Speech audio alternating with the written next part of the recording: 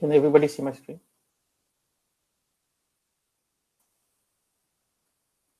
Yes.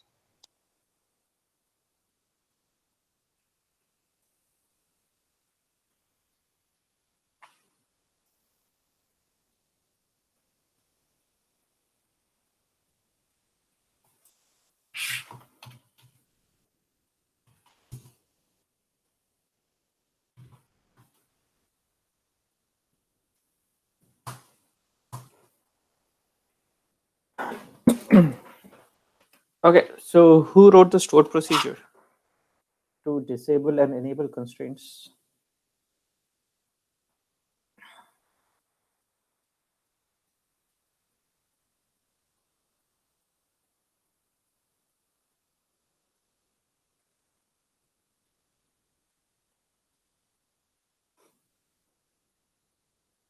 Nobody?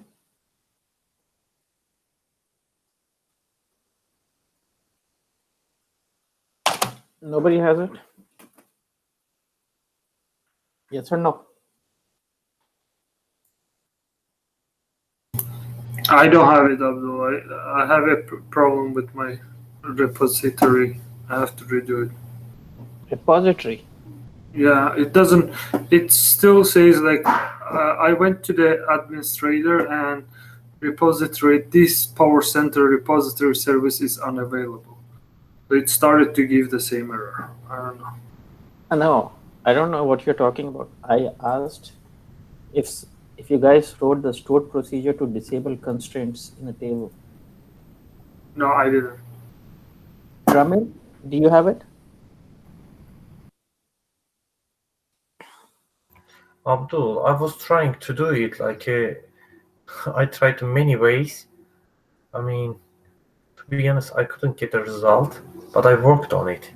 I mean, I tried to put the execute immediate over there, and then later then I disabled it. I mean, to be honest, right now it's also on my screen. I was trying to do it from this morning too. Okay. Tonya, how about you? Do you have the stored procedure to disable constraints? I couldn't do it, Abdul. Okay. Let me do it then. Okay. So I have this table. I do not have any constraints on it. So I will create two constraints on this. Alter this table, alter table name. And then I will say alter table name, add primary key. I'll add primary key on emp ID.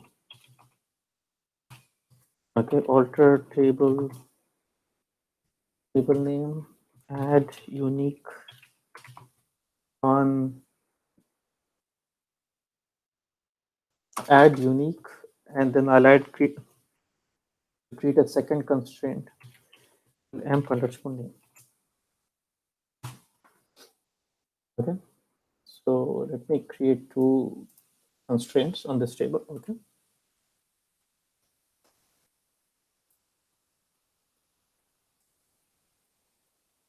So if I use this table in my if I use this table in my as my target table, I cannot use bulk mode, right? I will have to type in alter table name disable constraint this. Then I will have to type in alter table name disable constraint this. If I have tomorrow, if I add a constraint on the third column, I will have to go to Powercenter, and then I will have to write alter table name disable the third constraint. If tomorrow, if this constraint is deleted, then I will have to go to target the session, and I will have to write in the pre-SQL alter table name disable constraint. So I don't want to do that manually. Okay, I don't want to do that manually.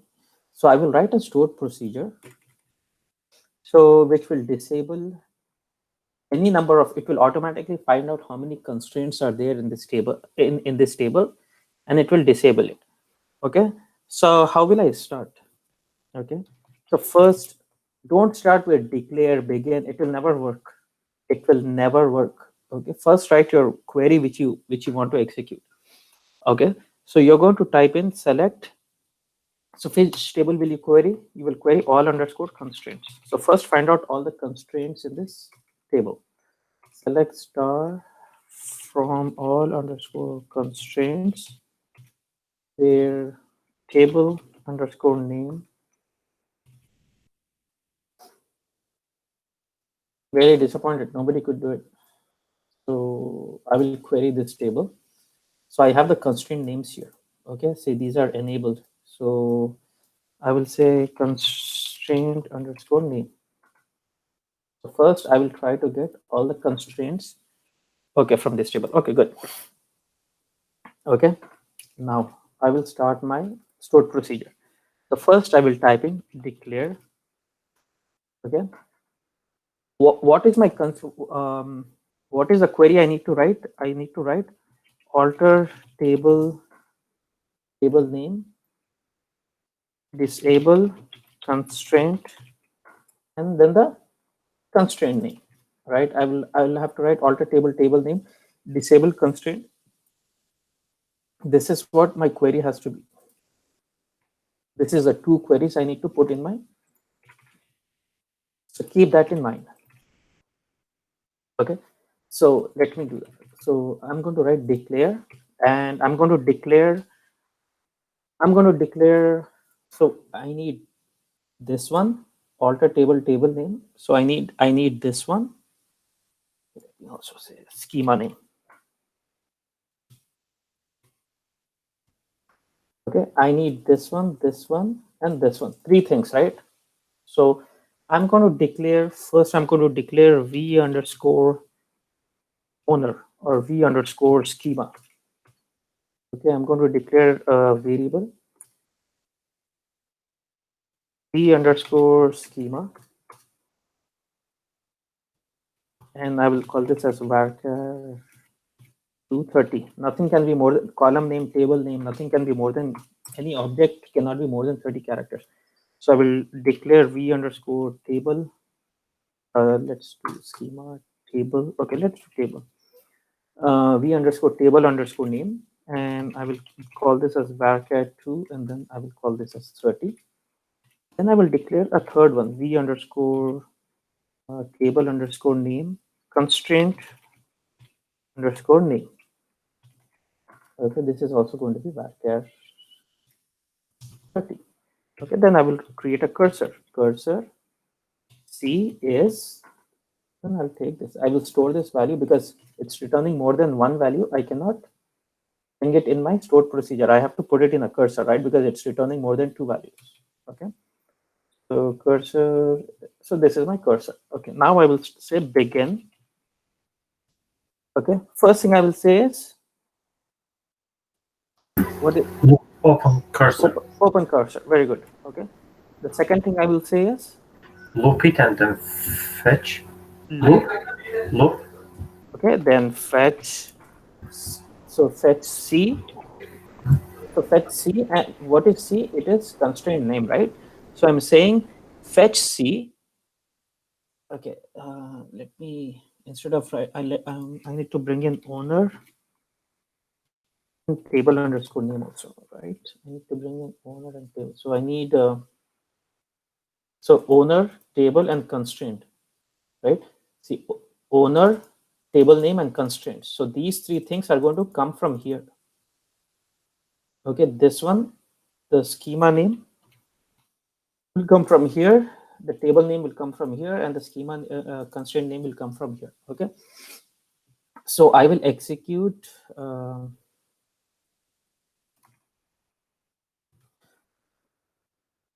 my cursor will bring in owner, table, and constraint, and I will save it in this I will save it in this variable for schema. Let me call this I will save this in this, I will save this in this, and I will save this in this.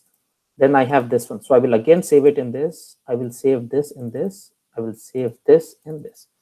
Okay, so fetch C, and I will fetch I will fetch this one, and store it into this one. Okay. Clear? Is that clear? Okay. And then I will say exit whenever it doesn't find any more rows. So how do I say SQL percentile not found? Is it clear? I Okay. think exit, you missed a when. Exit when, correct. Exit when C percent not found. Okay. First, so this select statement will return 2 rows. The first row will get stored in, and it will get stored into C. These 3 values will get stored into C. The select statement will return these 3 columns. It gets stored into C, and then from C it gets stored into these our variables. Second time, then the cursor has another value which gets stored into C, and then it will keep looping and keep bringing in more values, and it will exit when this is not found. Okay, so now over here you will have to type in execute immediate, right? And what will you type in execute immediate here? You will type in alter table. Okay, alter table.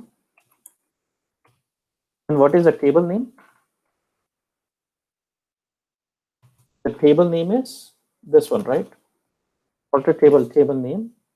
Sorry, this is the table name. Alter table name. And after that, I will type it disable. No, we shouldn't put the schema first. Alter sorry. table. Yeah, you're right. We have to put the schema as well. I forgot. Because this is what we have, right? So we want alter table and then the schema here, table, or then we need a dot also. And then I will say disable constraint, and where will the constraint name come from? Constraint name will come from v underscore constraint underscore name. Is this clear to everyone? This is clear. Okay. And then I will say end loop. And then I will say close C. So I will, so this is the last thing which I opened up. So end loop. After that, I opened up this one, close C, and then I have this begin. And then I have this begin. So I will say end here. And I think it was the part of the rule executed immediate, and we have to put the into the result. No. Or No. When you do select, you have to store it. Into I had a mistake over there. I was trying to put the. No. It's a part of the rule that I have to declare the result. Then execute immediate. When you do select star from some table or some, when you do select, like for example, I said query all the tables and find out a value. Over that you have to do a select, right? Over here we am doing an alter. So for alter, you don't have to save it into something. Is that clear?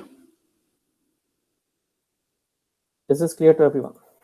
This is my stored procedure. Okay, declare these 3 values, and then I have a cursor, and okay.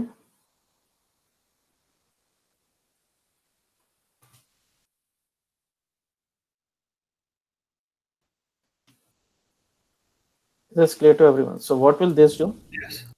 What will this do? This will, so I have, see, I have these 2 constraints which are enabled, right? I can disable this with run executing this. Invalid identifier. Why does it? No. Oh, invalid character.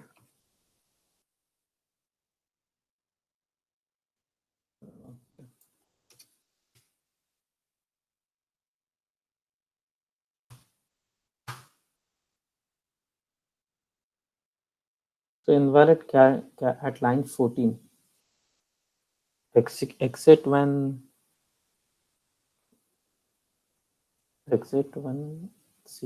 alter execute immediate alter table Invalid character. Okay, I don't. Abdul, you don't have to put the DBMS, right? No. DBMS is to display on the screen. I don't want to display anything on the screen. I want. Oh, so you need a function to just function it, not to display. Yes. Yeah. So I'm coming to that. So alter table name, alter table schema name dot table name, disable constraint name. Yeah, at the end you have semicolon twice. No. This is for the alter statement. You need one semicolon and then no, it says identifiers may not start with any ASCII characters. Identifiers may not start with execute immediate. So declare cursor C is select owner name, table name, constraint name from all constraints where table name equals to this. Begin, open C, loop, fetch C into this.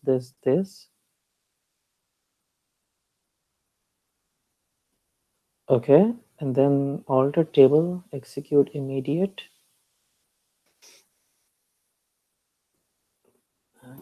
Abdul, do you think that we have to use the execute immediate in this case? Yeah, because you're executing a statement, right? I know, but like, let's say that usually when we were doing the store procedures or this kind of like a cursor, right? We were putting the execute immediate to find the specific value. Like you remember, we found the 100. If you have to execute a statement, this is a dynamic SQL, right? Oh, so it's for the function to execute immediate. Yeah, execute immediate is function something.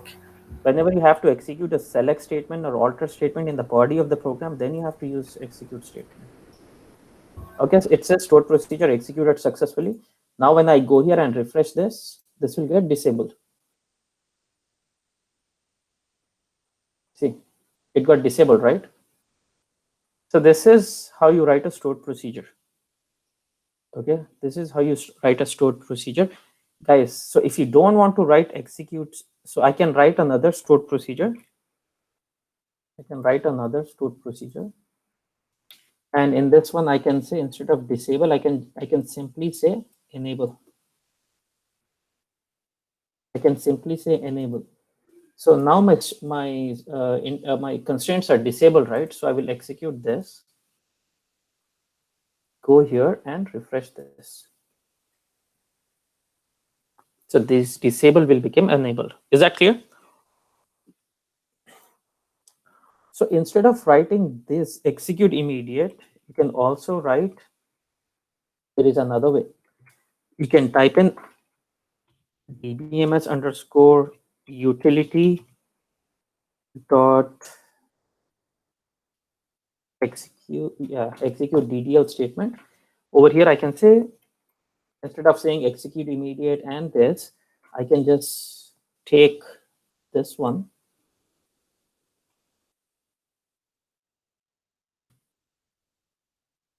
And I can do this also. Instead of writing execute immediate, and then this, I can just simply say dbms dot underscore utility and execute this DDL statement. It does the same thing. Okay, now let me disable the constraints back. So the constraints are enabled, right?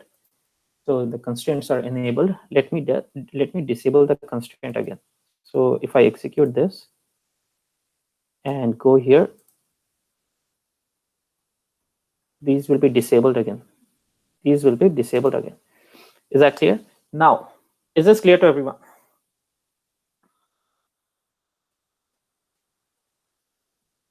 So Ramil, what was the mistake you were making in your stored procedure? It is clear. My mistake, Abdul, because really I've worked on it on this one. First of all, I made a mistake. First of all, about the result, I thought that it's a part of the execute immediate that we have to use the result all the time. Second, because of that gave me the mistake. Second, my mistake. Okay, so 1 second. So when you say, so you wrote an into statement here, because you're not bringing anything back, right? You're just, see, am I bringing anything back? I'm not bringing anything back, right? It's going and disabling the constraint. But when you write a select statement, it will bring something back that you will have to store into a result. Somewhere else, yes. Yeah. Over here, I'm not bringing anything back. I understand. Now you are doing function. And I was trying to do function select. with the display. Yes, that was mistake Okay. one. Okay. The second one, on my opinion, I misunderstood the function of the execute immediate. I thought that this is for the specific values all the time, that like let's say from the entire table we need specific value, then we have to use the execute immediate. See, in the body of the program, if you have to execute a select statement, alter in the body of the stored procedure, if you want to execute a statement which will keep changing, this is dynamic, right? Because yes, dynamic function, then we have to use the execute immediate. The constant name keeps changing, so this is dynamic. So that is when you have to use execute immediate. Anyways, so that's clear to me now. Okay, so let me paste this. Guys, the assignments I'm giving, please, I only see few people doing it. Okay. Abdul, I will not interrupt your class, but again, maybe also I had a mistake in the system that still my system shows me the twice. Like I create only one constraint on purpose. I did the different questions at home too. Okay. I create the one, and then always it displays me double all of them. I don't know what's going on. Can you? Yeah, let's Google that, because I'm not sure. Usually at work, if you get after class, no problem. I don't want to. Usually at work, when you have these questions, you can reach out to your DBA and say, it's not a problem. I think it's just a problem with how it is showing on your screen 2 times. Okay. Anyways, so how do I call this stored procedure? How do I call this stored procedure in my pre-SQL and post-SQL? Right over here in my pre and post SQL, I have to call this stored procedure, right? Because I want to disable and enable the constraints. The other thing is I hard-coded this table name here, right? I don't like to hard-code things. I cannot use it for countries table. If I want to use it for countries table, I will have to type in countries here. If I want to use it for departments, I will have to type in departments here. Okay, I don't want to do that. Okay, I don't want to do that. So what I will do here is, first, I will create a procedure here. This is not saved on the disk, right? So I will say create or replace stored proc disable constraint. Okay, this is what I'm doing, right? Create or replace stored procedure, and I'm calling this a stored proc, which can disable constraints, right? I will just say as create or replace procedure. Procedure, yeah. Create or replace create or replace procedure. Okay, I will take this and I will at the end. I think we should put the begin to there, right? Yeah. So when you put a begin here, you will have to end it here. Is that clear? So this will get saved on the disk. Okay, this will get saved on the disk. So if my table name is still hard coded, so I'm going to fix that as well. So where is my procedures? So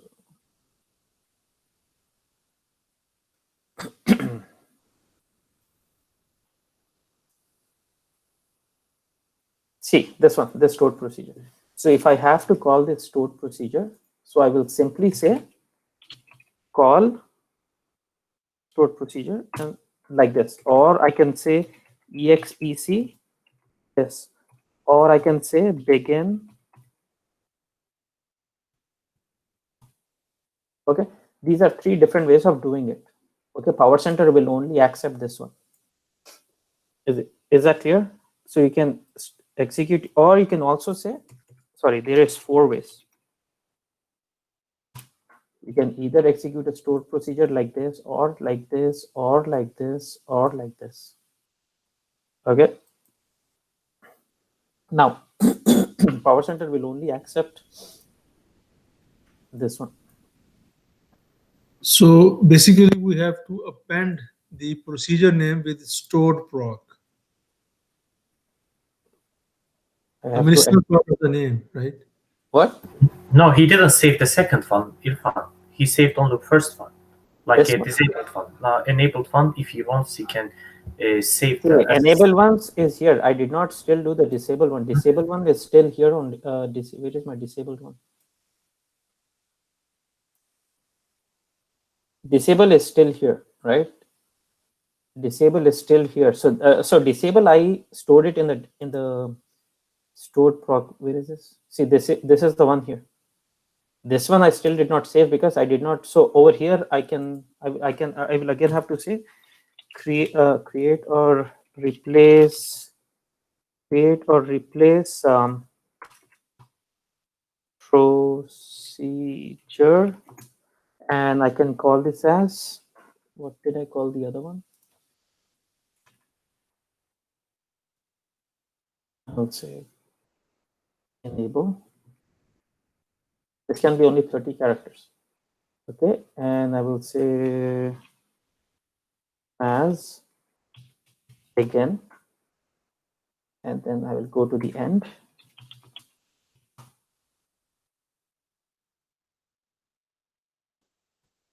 Okay, now if I go and refresh this stored procedure, so I see disable and enable both. Is that clear? Now the problem here is, if I have 100 tables, will I create 100 stored procedure for each table? No, I don't want to hard code this table name here. I do not want to hard code the table name here. So what we will do is, I will pass in the table name, and that table name should get replaced here. I don't want to hard code this table name here. Okay, so what I can do here is, I can say I'm going to parameterize this. I'm going to pass a parameter. I'm going to pass the table name as a parameter. So I will say I'm going to parameterize the table, and the type of parameter is in. There is in and out, right? So, and then I will say varchar2. I don't have to specify this. Okay. So, and I'm going to take this, and I'm going to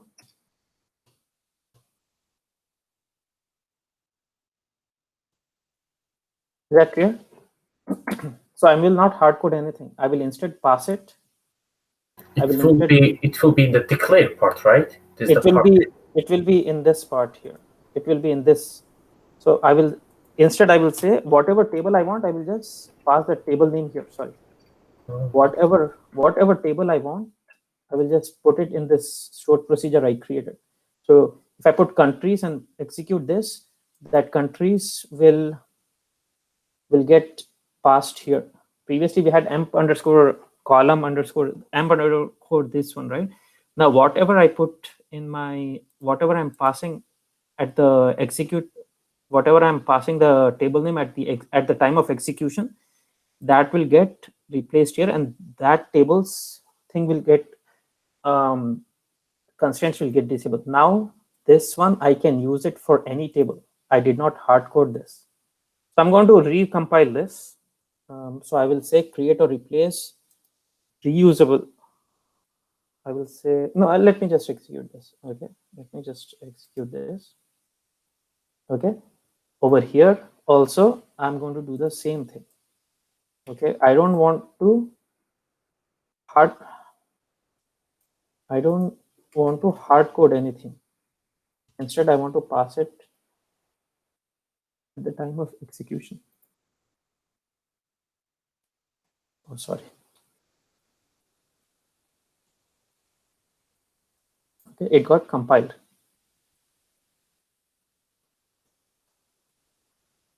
Okay, so let me now show you how do I disable or enable a constraint. See, I just created this one, right? See, now it is asking for a input. It says you have to pass an input to it. So this is what I will do, call, and then I will say, no, sorry. In SQL Server, you can drag and drop the object here. So you can say call, you can say stored underscore proc underscore disable constraint, and then I will pass, what is the table name I have? Emp underscore, so I have emp underscore default underscore call, emp underscore default underscore call. this, then this. So I will say disable. I will say enable. Select star from all underscore constraints where table underscore name equals. This one has to be like this. So I will say emp under. I don't know how many of you are following. Emp underscore.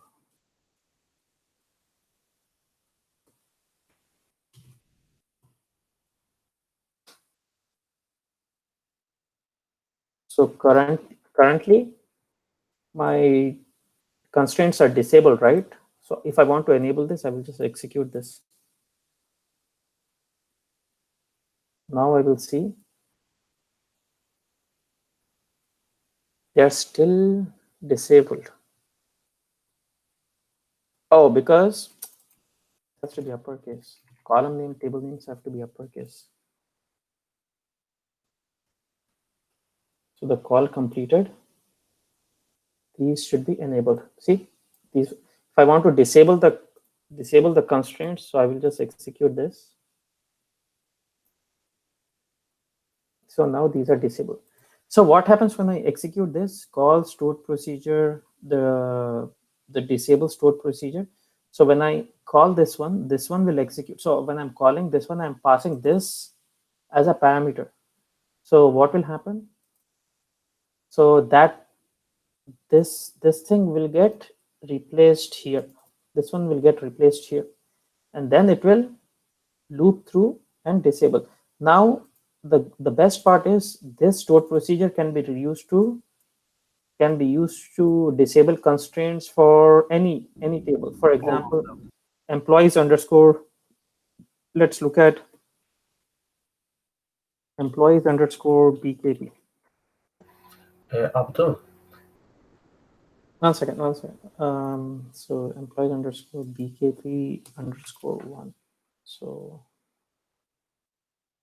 okay, so this one has 4 constraints, right? And they are all enabled. I want to disable all of these. So I will simply take this and paste it here. So this will, now when I execute this, all the 4 constraints will be disabled. See, if I want to enable this, I will just take this and pass it here. And this will enable all the 4 constraints. So you created a procedure which is reusable. It can be reused for any object. Is this clear to everyone? It is clear. All right, can I ask you a question? Yeah. So I understand that like you are using this more reusable, but what about my table has the different column names? Yeah. Or how does it matter if you have different column names? It will again, to disable a constraint, you don't need a column name, right? You need the schema name. Oh yes, yes, and just a constraint name, right? Mm-hmm. Okay. Yes. Is this clear to everyone? Abdul, one quick question here. Yeah. Can you? Okay, so when you call a table, it automatically executes what's stored inside that table. What is? I didn't get your question. I might not make sense here, but like after you stored the procedure, and when you call that table, for example, the first one, store underscore procedure underscore disable underscore constraint. So when you call that table, it executes at the same time. What's stored in that? This is a stored procedure. I am passing the table name when I'm executing this stored procedure, right? This is a stored procedure. This is my table name. When I execute this, this stored procedure will execute. And the table name will get replaced here. Because I'm passing this as an input, that gets saved here. This one will execute and return all the column name, all the schema, owner, table, and schema. and then this gets stored into this gets stored into this gets stored into this, and this one gets again stored here, and the altered statement will execute. Try it out. Unless you try it out, you will not get it, and I'm not going to give this. Try it out. I gave 2 days for you guys to do this. So is this clear to everyone? Okay, now I will go to my Powercenter. Okay, so I will not write my alter table this. So I will just type in. So I will just type in and what is my table name here? My table name is amp underscore. This has to be uppercase. Amp underscore default underscore column.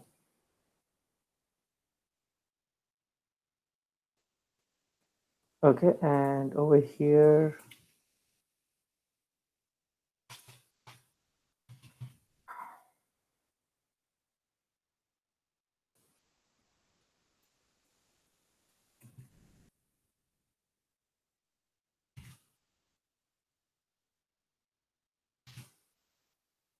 okay, so let me make sure that I have bulk mode on. So I have bulk mode. If I have constraints on the table, and if I have bulk mode, I will have to disable and enable the constraints. You will not try disable. You can do that, but if you have 100 constraints on the table and tomorrow the constraints are getting removed or new constraints are getting added, you don't want to write. You will create a reusable object. I created a reusable stored procedure for which you can pass the table name here, and internally it will go and disable.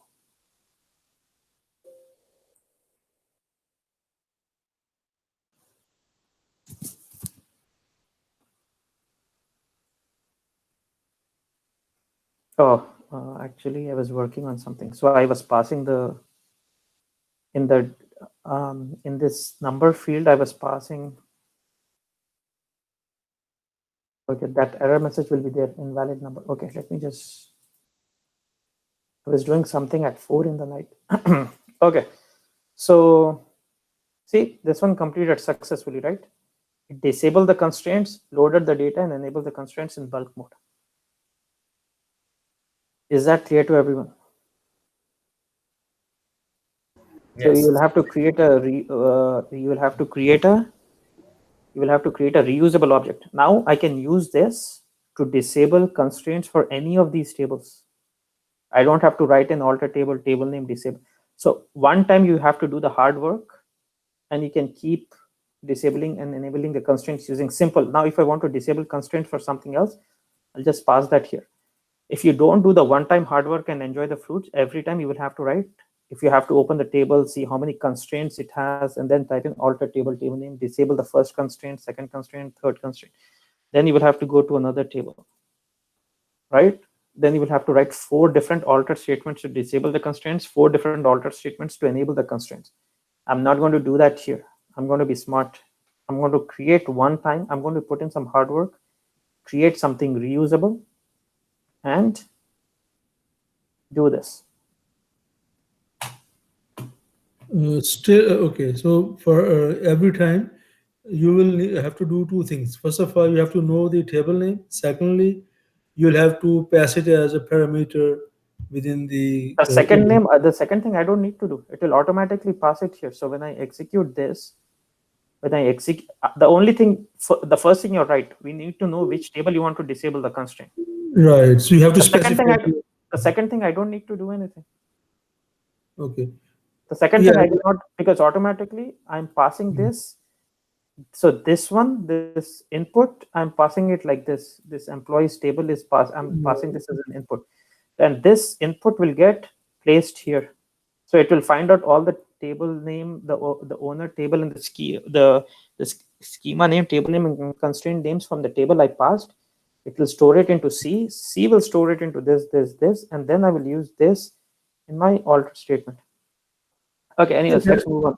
Right, that makes perfect sense. The only thing is, yeah, you have to just change the table name if table is changing, target table. Yeah, in every mapping, your table name is going to be different. So it's a reusable. So unless you do this, all the questions you will ask will not make any sense to you or me. You will have to try this out. You will have to fail You will have to figure out what's wrong. You will have to try it. You cannot just attend my class and say, I have a question. You have to practice it. You have to practice it. So let's move on. Okay, let's not move on. Okay, let's make a list of all the topics which we have covered so far. Okay, let's look at all the topics which we have looked into so far.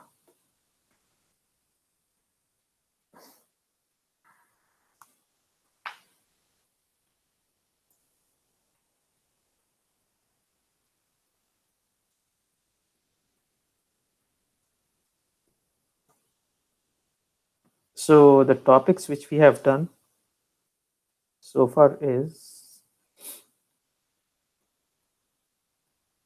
so first thing is the installation, and then the second thing is I showed you about the 4 components. I showed you about designer,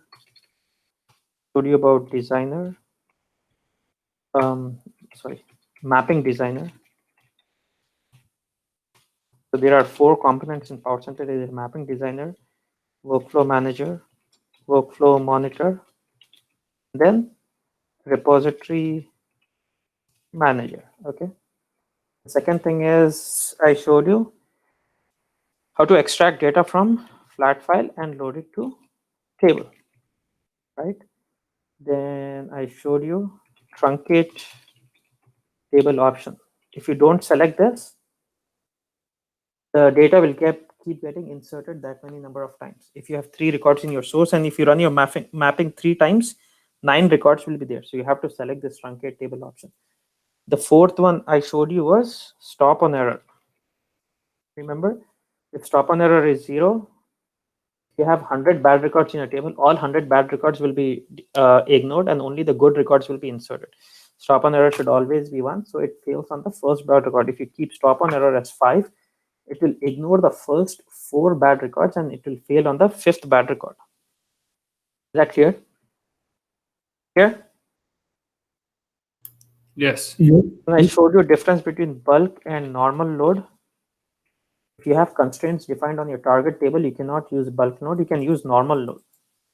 Okay, it will read all the records, and while inserting it will do one at a time. It will check if there are duplicates, it will check all the policies and then insert. Whereas in bulk load, it will not check for any policies. It will take data in bulk and load it in bulk. When you're doing in bulk, you cannot check, right, if there are constraints, if there are any duplicates or anything, right? So the problem is it will be faster, but if there is any duplicates, it will insert it, but it cannot commit it back. Okay, it cannot commit the data back because it cannot enable the constraint back because there are duplicates. So question is, if the constraint is not disabled, what will it do? You cannot use bulk mode. It's not taking. If constraint is not disabled, if Right. constraint is enabled, you cannot use bulk mode. It will fail with, what will be the error message? What will be the error message in session log when you have a constraint defined on the table and you're using bulk mode? We did that. I have a recording. I showed it. It will say index defined. Right, I told you, right? Take a screenshot. This will be the error message. Yeah. Okay. I don't know how many of you are doing what I'm asking you to do. That job failed when you had a constraint defined on the table and you're using bulk mode. It clearly says index defined. It will fail with the message. So I said whenever you see that index defined, that means the table has a constraint and you're using bulk mode. Okay, so if you have a constraint defined on a table, you either have to use normal node, or if you still want to use bulk mode because this is faster, it won't do one at a time like normal. You'll have to use pre and post SQL to disable and enable constraint. Here, okay, you can write disable alter table name, disable constraint name in pre and in the post, but that's not the right way to do it. That's not how you do it at work. You will have to create a reusable stored procedure and you'll have to keep passing the table name. And that should, because if you have 100 tables, you will not go to pre-PostgreSQL and write for each table that many number of constraints. And the other problem is tomorrow, if any of the constraints are removed from the table, you're still trying to disable a constraint which doesn't even exist. It will give you an error message. So do not hard code.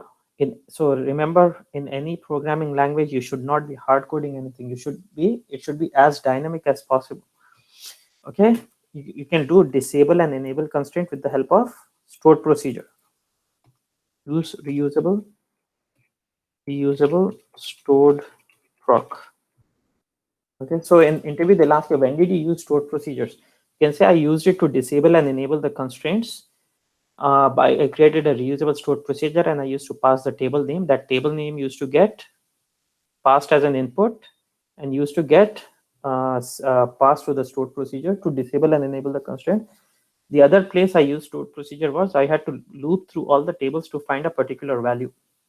So these are the two places you use stored procedures. Is that clear to everyone? Yes, it is. Okay. So the next thing I showed was what was that thing? If data is enclosed, between double quotes, and the data is getting split between two lines, how do you fix this? Use the match quotes past end of line. You have to use the special property, Yeah. right? You'll have to use the custom property. You'll have to use a custom property in config object. You will use this.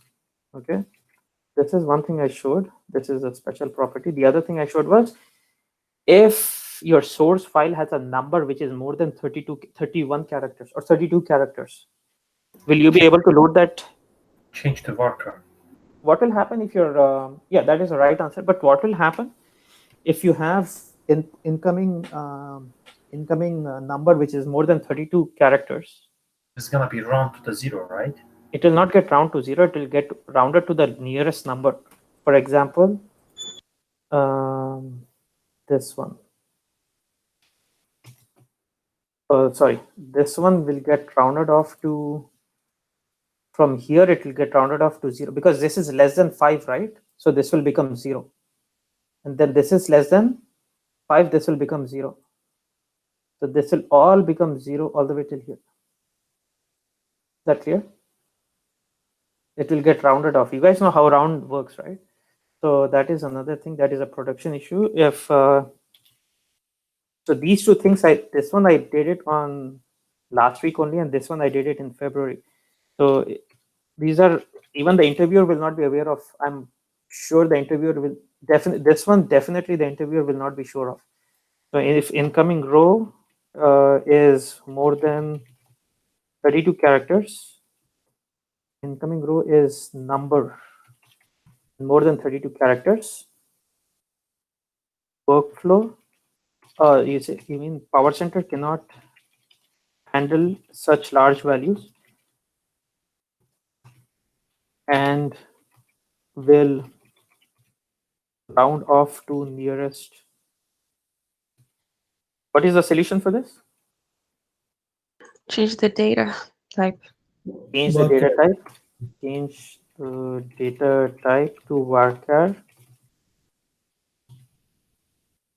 Both source and target. The other thing I showed was when you delete something in your Powercenter designer or workflow manager, it is still present. So you will have to, and when you try to import it something with the same name, it will say object already exists. So how do you actually delete the object? You will have to go to checkout. I'll show that in detail again, but you'll have to go to that. I won't even type it here. I'll show that again. Okay, so for that you will have to go and find checkouts and then save it, check in that object over there, and then eventually it will get deleted. I will explain that. I'm not even typing that here. So that, and what else did we do? So disable, enable constraints. Fail parent if child fails. If session is failing and workflow is not, then check fail parent if child fails, right? This is what we did so far, right? Okay. The next thing I want to show here is something called as commit interval. Okay. Suppose you're reading data from a flat file and loading it to a table. Okay. I have emp ID, name, department ID. Okay. Same columns in my target. Okay. And this is a number field. Okay, I have data like this 1, 2, 3, 4, 5, 6, 7, 8, something like that. Oh,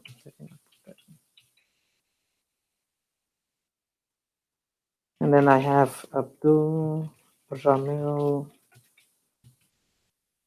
Kamran, F10, 20, and then I have AA here. I have AA here and 30 here. So you have a concept called as commit interval. Okay, what does that commit interval means? It means when you're writing data to a table, it will insert that many records and do a commit. Is that clear to everyone? So by default, commit interval is 10,000. By default, commit interval is 10,000.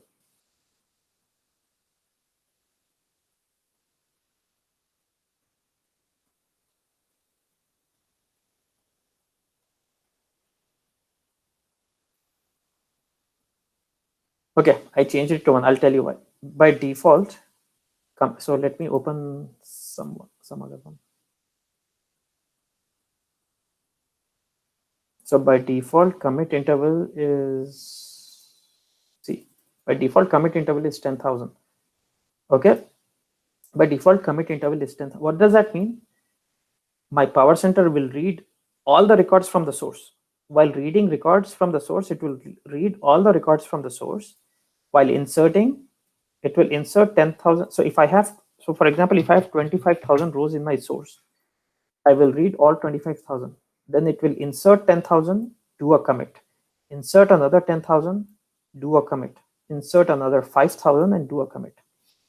Is that clear? Yes. So either 10K or when the table value when the Yes, that is right. So if I have, that is correct.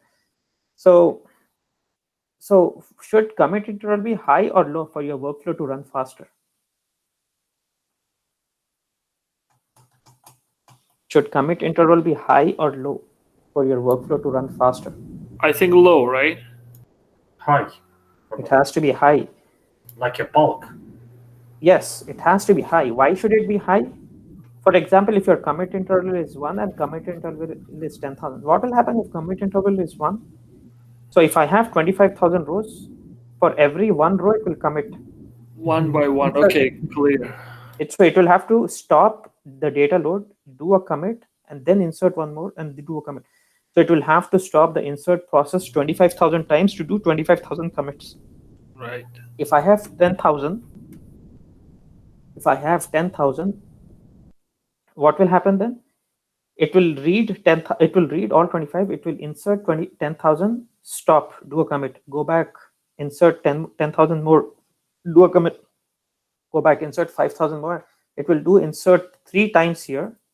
Whereas it will do insert. It will stop the data process load 25,000 times and it will do a commit 25,000 times. So this will be faster. Is that clear? Is that clear to everyone? Okay. Yes. Yes. Now, interview question. My stop on error is 1. That means fail on the first bad record. And I'm running the workflow. My commit interval is 10,000. Okay, my commit interval. So stop on error 1 means fail on the first bad record. My commit interval is 10,000. I run this workflow.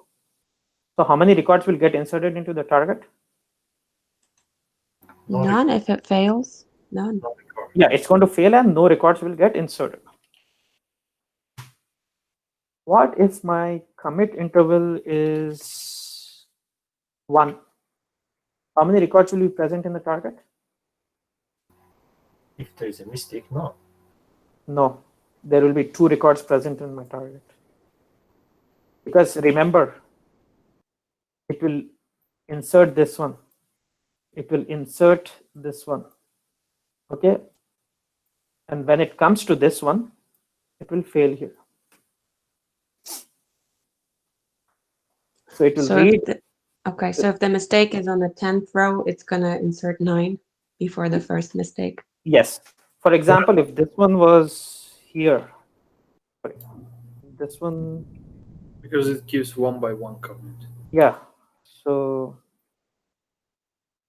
if this one, if the data was like this, data was like this, you would only have this. Is that clear? What about the mistake is at the first row? Yeah, nothing will get loaded. So, or for example, commit interval is 2. What will happen now? How many records will get loaded here?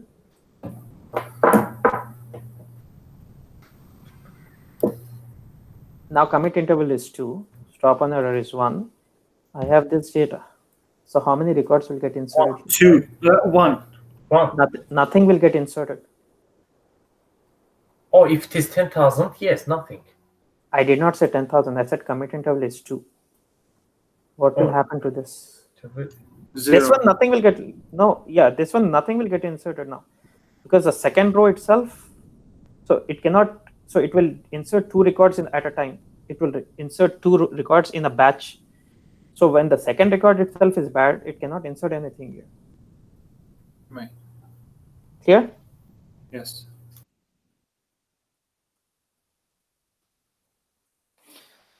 So we are going to practice this and then we'll take a break. Okay. So commit interval is of 2 types. One is source based commit interval. The other one is target based commit interval. Source based, whatever we discussed right now is source based commit interval. Okay. Target based is going to be slightly different. So source based, like the word source based commit interval means it will read, and if it's finding in that, if the commit interval is 2 and if it's finding the bad records in that one in the source, it will fail. Is that clear? So yeah, this is what I was testing it out last night at 3:49. I barely got any sleep. I slept at 5. So okay, so let me go back to my source. Over here, I will say, okay. Now I will go to my session.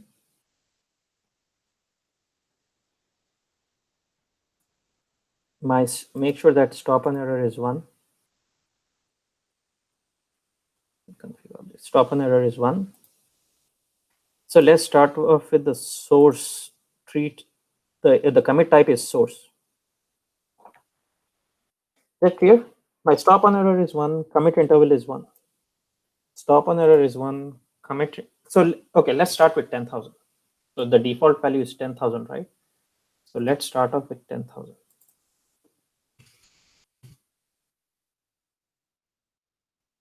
Okay, let's start off with 10,000.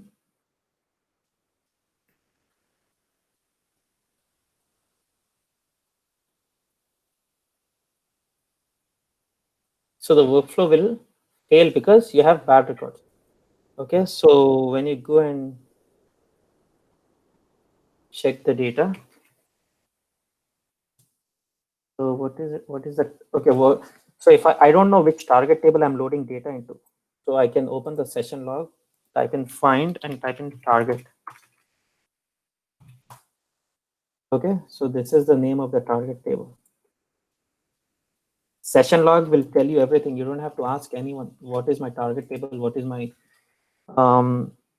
source, and what is my targeted everything. The session, see, nothing got loaded here.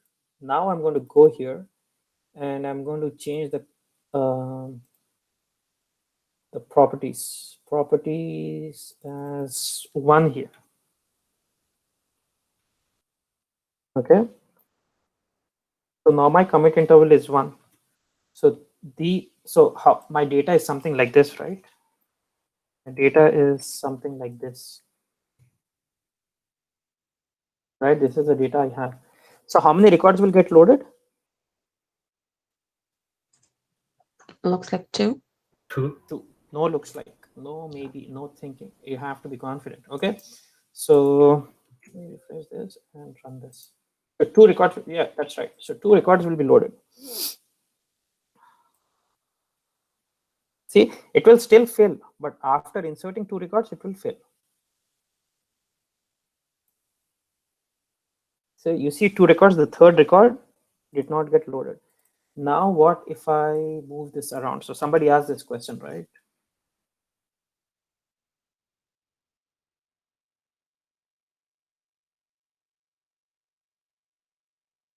So now my commit interval is 1. So only the first record will get loaded, correct? So let me.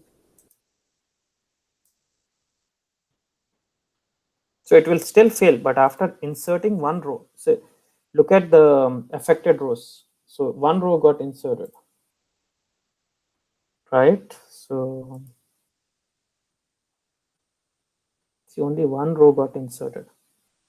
Is that clear? So Yes. now what will happen? Can someone tell me what will happen now? I'm going to make this a little complicated. So this is the data I have. Okay. Now I'm going to do properties and make the commit interval as 2. Can someone tell me how many records will get loaded? Nothing. Nothing will get loaded. But there is a pre-information. No, nothing will get loaded because commit interval is 2. The second record itself is bad. Oh, so it doesn't pass to the second place, right? Like a second. My commit interval is 2. So nothing will get loaded.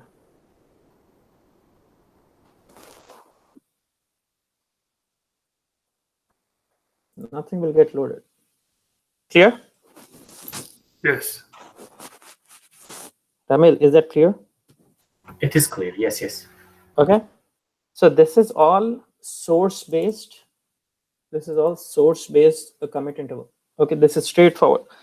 Now let's go to, okay, even this topic I did not show to the previous batch. Okay, so now I'm going to show you the property. So now second one is target based. So target based commit interval is slightly complicated. Okay, so source based commit interval is simply source based commit type is simply based on the commit interval, straightforward. Now target based commit type is based on the commit interval. Then it is also, and it also depends on this. It also depends on the default buffer block size. This is little interesting. Okay, usually the default value is auto. The default value is auto. Okay, so what am I going to do now? So the property, I changed it to target based. I will keep this value as 1. I'll keep this value as 1. Okay, so I have data like this. So what is my data look like? My data is like this now.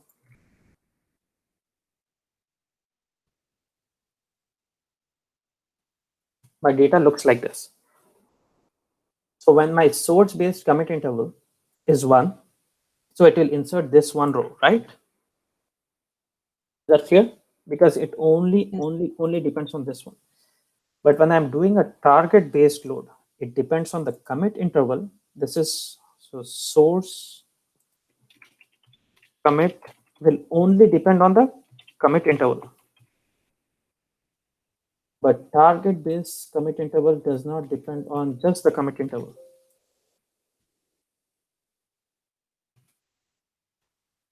We'll take a break after this. So the target commit interval just depends on the commit interval, and then it also depends on default buffer block size. So it also depends on the default buffer block size. Okay, now when I have data like this for the source based interval, it will just load data like this, right? Here. Now when I have it for target commit interval, it depends on this one and this one. So what is a default buffer block size? It will tell you how many records it can hold. If you put it auto, it will hold all of these 3 records. When it is holding all of these 3 records, it will fail at the source itself. It will fail at the reader itself. So nothing will get loaded. So for the same scenario, when commit interval is 1, over here commit interval is 1. Over here commit interval is 1. Over here also commit interval is 1. This is simple, straightforward. This record will get stored here. For this one, nothing will get loaded because the default buffer block size. So when you put commit interval is equals to 1 for source, it will read 1 row, load 1 row, read 1 row, load 1 row, read and load one row at a time. But if you put target commit interval as 1 and the default buffer block size is auto, it will read all of this in one shot. When it is reading all of this in one shot, it will fail at the reader itself. Is that clear to everyone? So that is the reason when your source commit is 1, read 1, load 1, read 1, load 1. But when as target commit and default buffer block size, it will read all of this. And then when it is reading all of it, immediately it will fail here. Is that clear to everyone? It is slightly complicated. Yes. So as I see that the commit interval doesn't matter on the target if the buffer is auto, right? Yes, if the 10,000 is gonna fail. Yeah, if the buffer is auto, it will read everything. So even if you put 1 here or 10,000 here. Doesn't Now, matter. if you do not keep this as auto, if you keep this as 1, the default buffer block size is 1. Now it will behave like source commit only. So now it will read 1 and load 1. And this is not number of rows. This is size in MB or it is in KB. So it will only read it will only read 1 row and load 1 row. Okay, now let's try this out. Just okay. Question I had was, so read has to complete first before write to fail. Exactly. Without reading, you cannot write, right? Without reading, you cannot write. So Yeah. source. So Okay. when in the source based commit interval, if you put commit interval is as 1, since this is source based, it will read 1, load 1. Target based commit interval means it does not worry how many it's there in the source. It will read everything. So And then are they mutually exclusive, or they can both be at the same time? how can they both be at the same time? No, I'm just asking because I don't know. Okay. It's either source or target. Okay, now I'm doing target based load. Commit interval is 1 and the default block size is 1. Okay, this is how my data looks like. The second record is auto, it will read everything and it will fail at the reader itself. Okay, it will fail at, if it was source, it would have inserted 1 row, but now it will fail at the reader itself. Do you see? It is failing at the reader. FR means, if you want to see which thread it is failing at, see, it is failing at the reader itself, the second row, right? It is working different than commit based, source based commit. Now, if I go here and I say, okay, don't read everything in one shot, you're failing at the reader itself. I'm going to reduce this to the lowest possible value. Now it will not read everything in one shot. It will not read everything in one shot. It will read one, insert one, read one, insert one. So now it will fail at the second one. So now if I execute this, only one record will be inserted. So there is a slight difference. When the default buffer block size is 1, they both work the same way. But if this is auto, it will start reading everything and it will fill at the reader itself. Is this clear to everyone? Yes, Abdul, this you said that one is KB, right? KB. So if you put a 2, it's gonna read as a second row. I don't know how. The Yeah, bulk? that one I do not know because I don't know how much value this one is. Oh, it depends on the Site. Yeah. the If you have value. like, Okay. yeah, if it have hundreds of columns, then it might not be 1 KB. I So, see. so if you want to know something about what's happening in Powercenter, you don't have to Google it. So I'll show you. I don't know if I showed you this.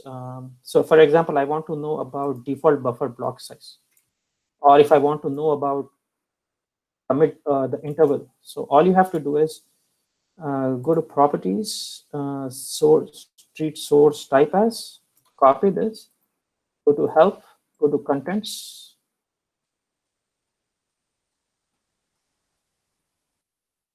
list topics, click on this, then it will tell you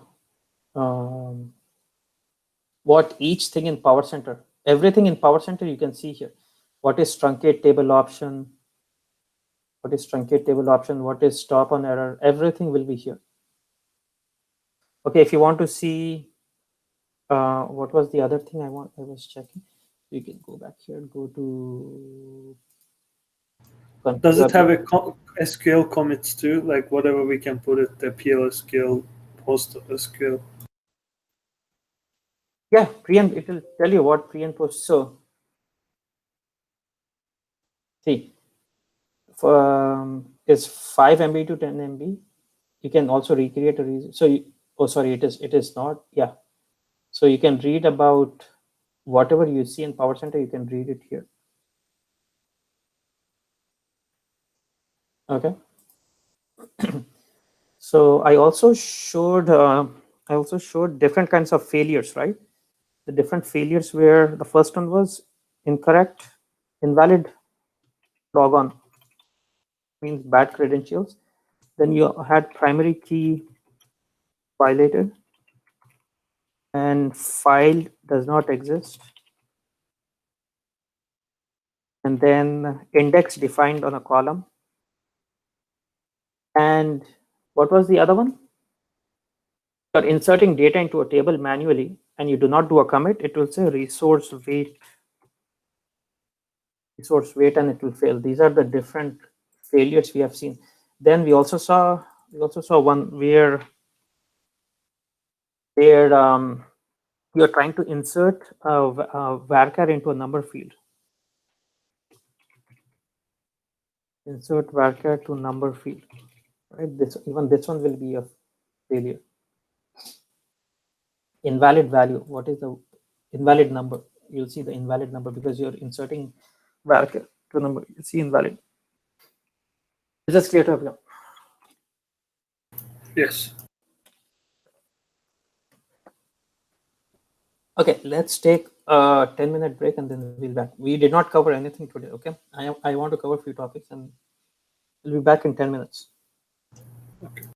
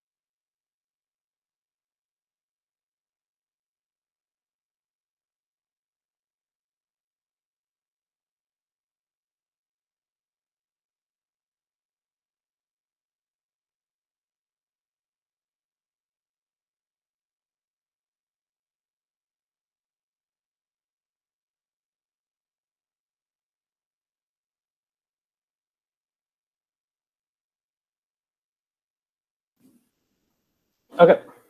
Is everyone back?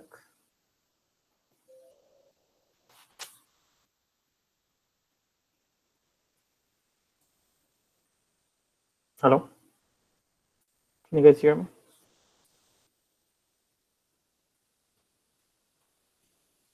Yes, Abdul. Okay. So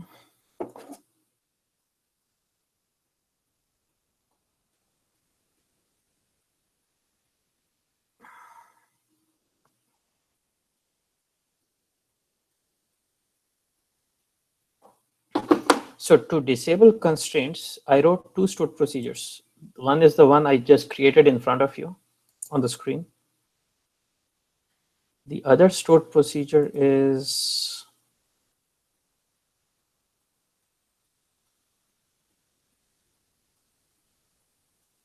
see this one. I don't have to declare anything. So I will say create or replace procedure. I will pass in the table name, and I will say for C in select constraint name. Even this is reusable. Okay. So you can either do the way I showed like this, or you can do like this or this. In this one, I'm declaring everything and doing it the proper way. Over here, I mean, either one works. Depends on you. This is smaller. You don't have to declare anything here. In the cursor itself, you're calling the constraint name, and then you're saying C dot constraint name over here. And the table name, you're passing it as a input parameter. Okay, either of them works.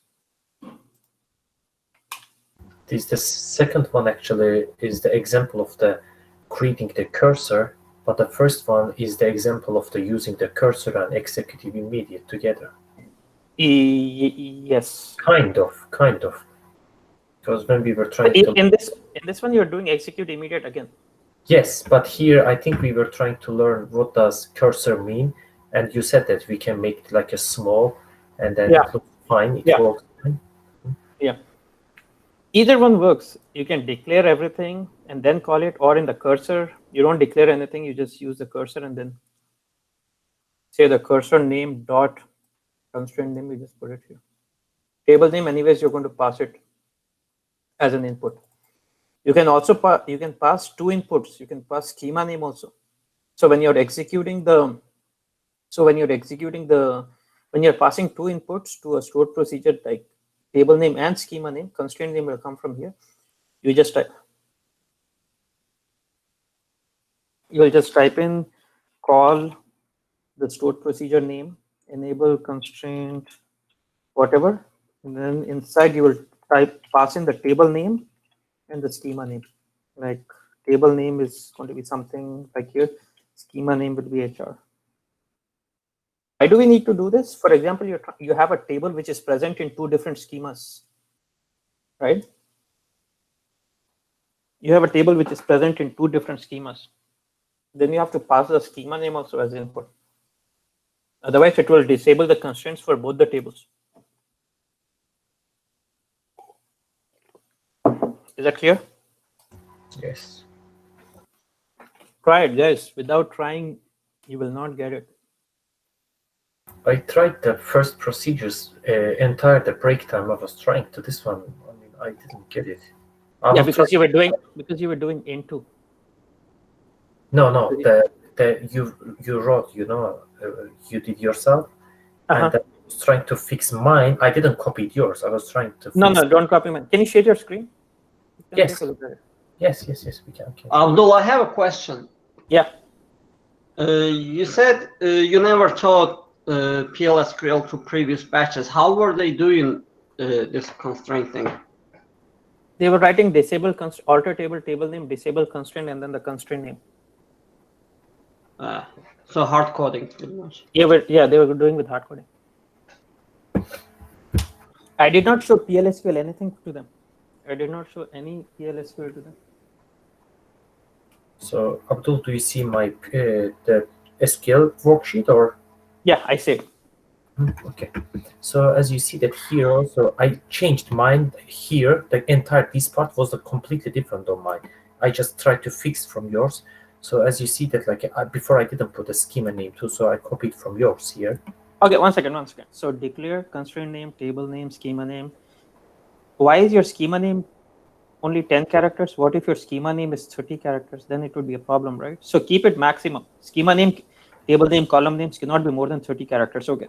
Cursor is select owner table. Can you execute just your select statement? Sure. Yeah. Okay, very good. You have two constraints. Mhm. Okay. So show me your begin statement. Open loop, C, Okay. search fee. So owner will get loaded into V schema, table name. Okay, V constraint, exit. When C is not found. Not found. Begin, execute immediate, alter table. You need to have a space right after table. Oh, maybe that's gonna be a problem. Yeah. Do you think it will be Very a problem? good. See, for disable, you put spaces in the front and back. Yes. Maybe it was the problem. Now execute. Yeah, now because execute. error here. 19th fourth. I don't know why. So let me do it now again.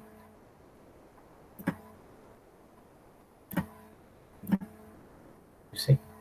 Okay. In that execute immediate, right? You shouldn't have a semicolon at the end. Here? Yeah. Get rid of that. So it gives the error here. Hold on. Alter, execute immediate. Put your semicolon back there. Yeah. We should have that. And it gives me, you see, It says, look yeah. at that, 19.4. Why it gives me this one error? Show me a complete stored procedure. Here on the other side, or No, over here. Same. Just scroll all the way to the top.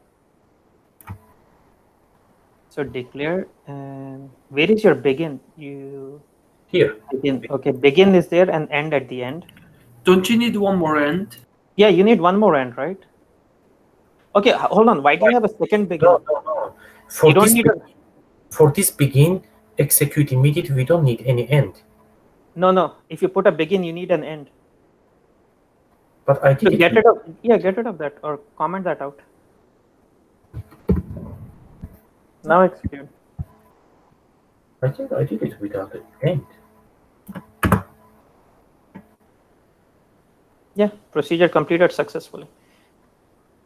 Abdul, you remember before classes I had a question to you, especially on this one, that Abdul, you forgot the end, and like I said that as a if end, and then we were talking about the executive immediate, we don't need to put the end after this one. If you This- have a Mhm. for execute immediate, you don't need to put an end. If you have a begin, you have to end. If you have a loop, you have to say end loop. It makes a problem. Okay, so let me try like that. So you think it's gonna be correct? Like Yeah, that? put another end. Yeah, this will work.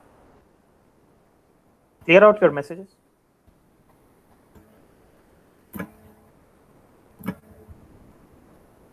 Encountered the symbol. Again, 9. Wait. Can you show me your stored procedure? Mhm. Okay. So you have a. So can you click on the begin at the start? At the top here. Yeah. So that begin will have an end at the end. End. Very good. Then This you have an. begin. Then you have open C. After So- that begin, after the begin on the top, you have Yes. open C. Then you should So have a it's close close. C. Yeah, Close C should come. between the two ends. That's what makes sense. Okay. Hold on. Wait. Okay. Then you have another. Then you have a Loop. loop. And Then you loop. should have an end loop, and that end should go above the end loop. This one. No. This one. Yeah, that should go above the end loop, right?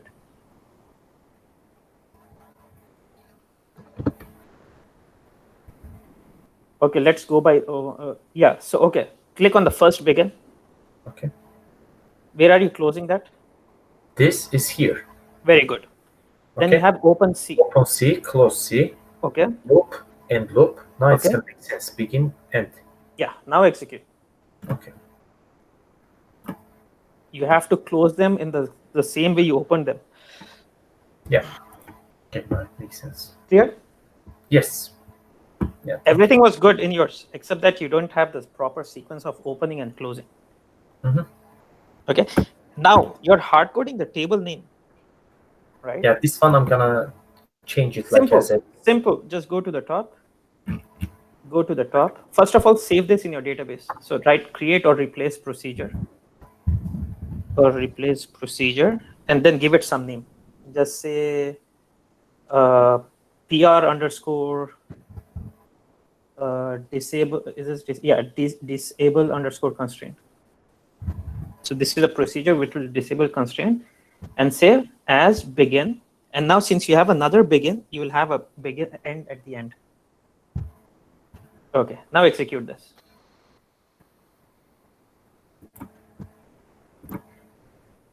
Okay, now on the left side, refresh your procedures. Guys, I see only one person doing the stored procedures. Okay. So this one.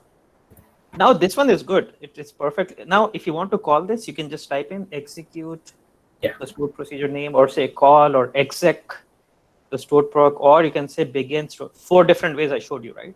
Yes. Okay, so you can either do it this way, but the problem now is you're hard coding the table name. Just pay, no. Oh, just call right away, right? Yeah, call and then right away. And execute this. Oh, hold on. PR underscore DIS underscore constraint.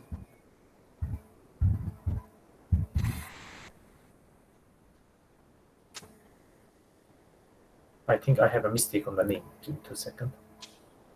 PR.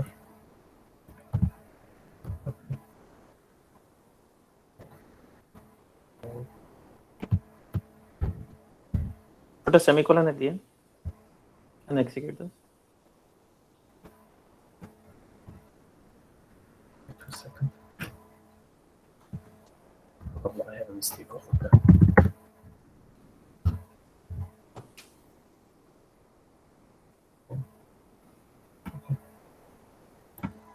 I can do like that. Hold on.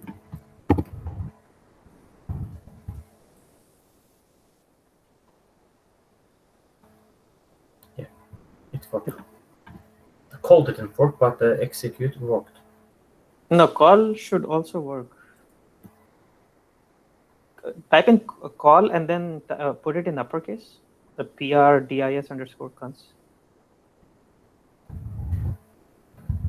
Call? Yeah, the PR DIS underscore constraint. Like that? Do you want me to execute like that? No, the procedure name should be uppercase. Do you see the procedure name on the left side? It's uppercase, right? Let me see. Oh, all of them, you mean the uppercase? Yeah. Underscore DIS underscore constraints. And now call this. Execute this. Not a valid. Invoke an invalid or procedure name. Okay, you can use this call function only when you're passing a parameter. Okay, so go back to your stored procedure. Let's fix that. Okay, I see. So here I'm gonna put the parameter, right? Yeah, so hit enter, go to the next line. Yeah, and then say what is the parameter you're passing. You're passing TAR underscore table underscore name. Right away, like you can. Yes, we changed the table name. That's why, right? Yeah. Hold on 1 second. Yeah, underscore name, and then you will say this is what kind of parameter it is. It is an input parameter. So type in space in, and give it the data type varchar2. You don't have to mention you cannot mention the length. You just say varchar2. Okay, now take that parameter par underscore table underscore name. Here's a par underscore. Copy paste it, don't type. Okay. And get rid of the single quotes. You don't need single quotes because you already created that as varchar. So you don't need single quotes here. Anywhere that I should change it? No. Just there. Just there. Okay. Now recompile this stored procedure.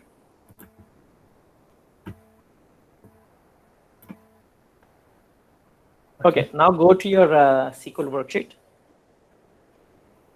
and type in call the procedure and give it an input. So the input will be any table name you want. So del underscore. Hold on, call PR. This is the name. Bracket open. Yeah, that is good. And then open the brackets. And Same, right? pass the table name. Pass the table name here. Okay. So you're going to pass the table name. Del emp. It was a del emp. Del underscore emp. Yeah. And this should be in single quotes. And now execute this.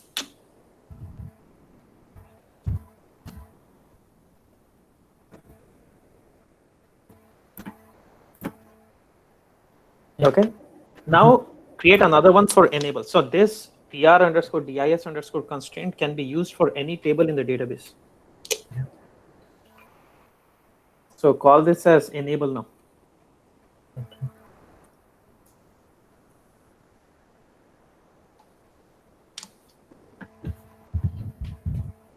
Okay, on the top also, the stored procedure name should be enabled. PR DIS instead of DIS. No. Instead of disable, say enable. Get rid of DIS and say ENABLE. Yep. Hold on.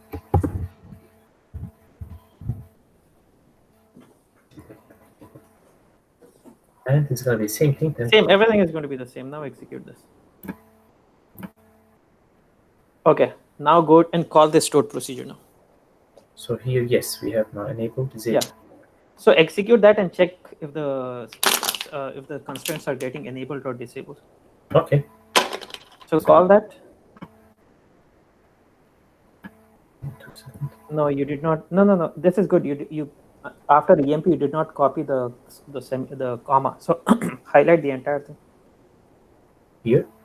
Yeah. When you were highlighting it, you forgot to highlight the. I forgot to highlight the comma. Yeah. Okay. Now it's disabled, right? Yes. Now try to enable it with the help of the reusable stored procedure you created. Okay. Just say ENA. Now execute this. Okay, now go and check. So it should say enable. Yeah. Very good. Thank you. Here. Yes. Okay. Guys, I please shake. do it. For PLSQL, I'm seeing only one person put in the effort. Okay, please. The reason I'm teaching for this batch is a lot of requirements are asking for PLSQL. Okay, who wants to share screen? I don't want Ramil to share screen. He's the only one taking advantage. You don't like my work? No, I like it too much. That's a problem. So I want others to. Who wants to share screen? Quick. We have one hour only. We have to cover. I'm going to cover an interview question right now. Guys, come on. Who wants to share screen? Come on, guys, don't be afraid. Irfan? Yasser? Okay, I can share. Okay. Don't make me force you. Abdul, can I ask? Sorry, I just Yeah. completed the whole thing. So if I don't call the stored procedure, it will not disable. I have to call it. You have to call it in pre and post SQL. Okay. The same way what he had on the screen, right? Call, stored procedure, and then the table name in the single quotes. Yeah, but in Powercenter, we only use that call. Yeah, you so- cannot use exec or execute, or you cannot use that. You have to use call. Okay. Can you share your screen, please, Irfan? Yeah, 1 second. So, Tony, is yours working? Yeah, it is. It is working. Okay, good. Kamran, is yours working? Yes, Abdul, it is. Yasser, is your stored procedure working? I have not tried, Abdul. Not yet. Okay, guys, I gave so much time. I gave this on Thursday. You had Friday, Thursday, and all of Friday, and Saturday morning also. Yeah, I can see your screen, Irfan.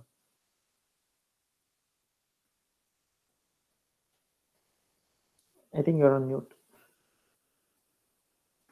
Let me unmute you. Hold on. Let me unmute you. Okay. Yeah, Okay. I can hear you. Yeah. Okay. Because, So today I'm going to show you how to capture the source file name. Very important. Very important. Okay. So you're reading data from a flat file, and I want to capture the source file name as well. Okay. Because at work there will be hundreds of files. If somebody says, where did this data come from? It doesn't look good.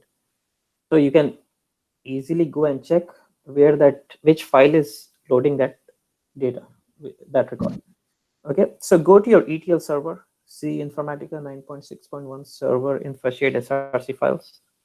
sure. Why is everything blank white on your screen? I don't see anything on your screen. Oh, you don't see? No, I Uh, was able to see, and now suddenly everything is gone. okay, 1 second, 1 second. Sorry. Okay, do you Yeah, see now now? I can. Yeah, now I Yeah, can see. actually, I went outside the. Okay. Okay. Are So, you using 2 monitors? yeah. Okay, yeah. When you use 2 monitors, you have to be careful, because otherwise you'll share screen which is not presenting. Okay, Do you see minimize now? this. Yeah, Okay. we can see now. Minimize this. Okay. Minimize the screen.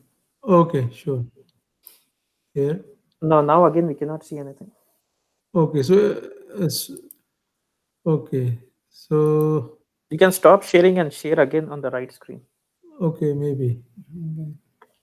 1 second.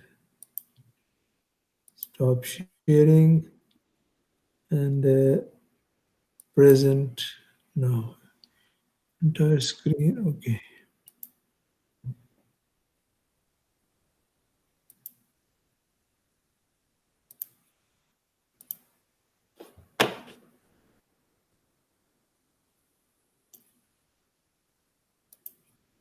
Yeah, okay. I think I should maybe just extend my screen to the other display. Just 1 second, please. Yeah, yeah.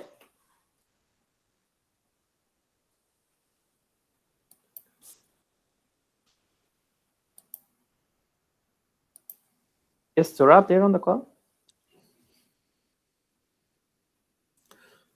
So, Yeah, can you see it Surab. now? Yeah, Trap we can. here. Trap's here. Yeah. Yes, I'm here. Surab, you work with Kamil, right?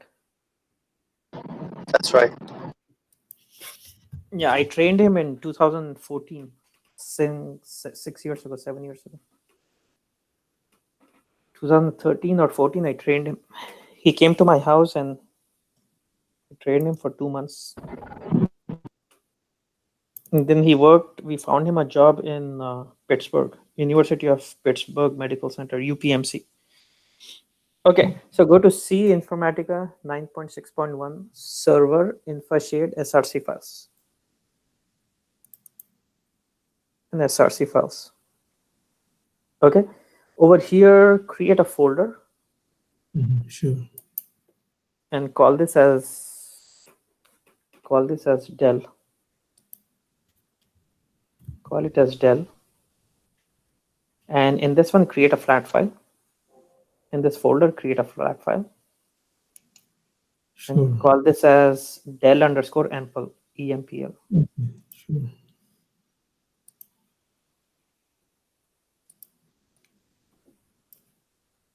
Okay, data will look the same, or should I change the data? Yeah. Keep it like this. Yeah, Okay. take the same data. Sure. Do So we're and calling it as Dell. underscore EMPL. You can save this in this folder, Dell folder. Okay, sure. 1 second. I think this is one shoulder before folder.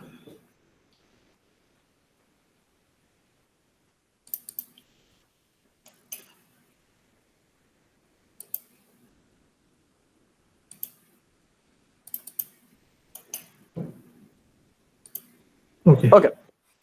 So at work, they will give you this file.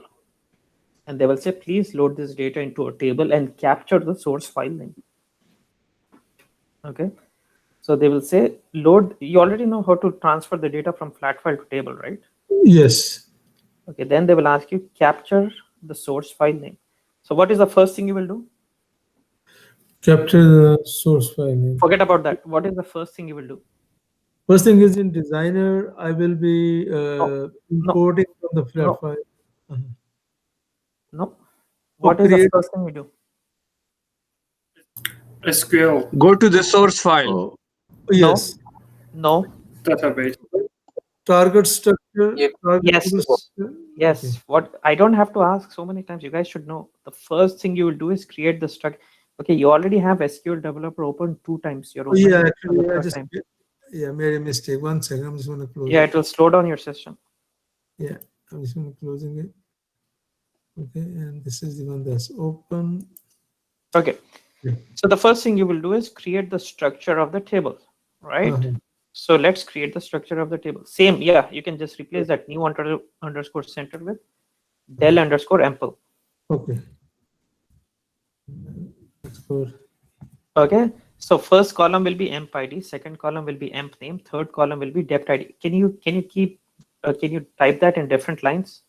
Sure, sure. Each column should be in a separate line. Place your cursor after the comma and hit enter. Sure, yeah.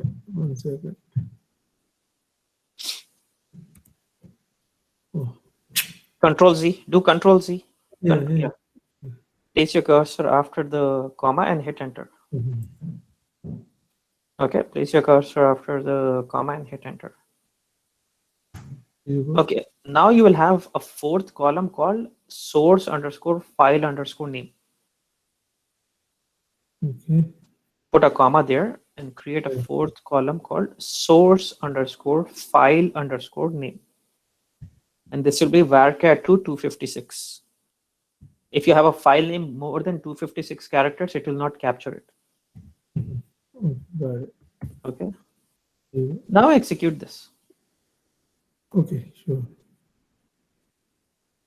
Okay, the rest of the process is going to be the same. Import the structure of source, import the structure of target, create a mapping, create a session, create a workflow. Okay, I'll be back. Do that. Okay, sure.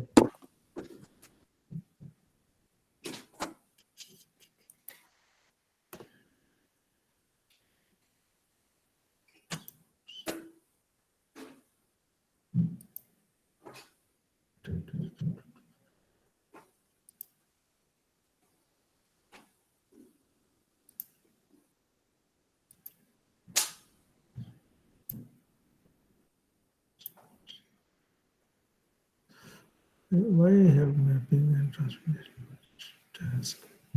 Oh, yeah, sorry.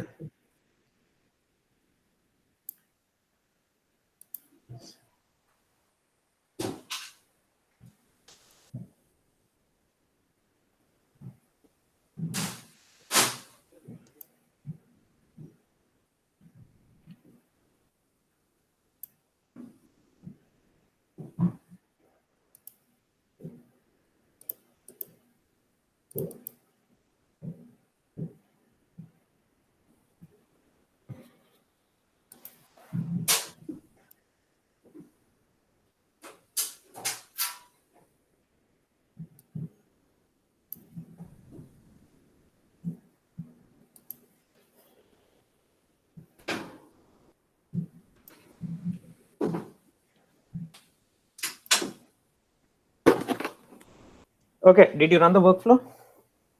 Or you're still importing the target table? Yeah. Okay.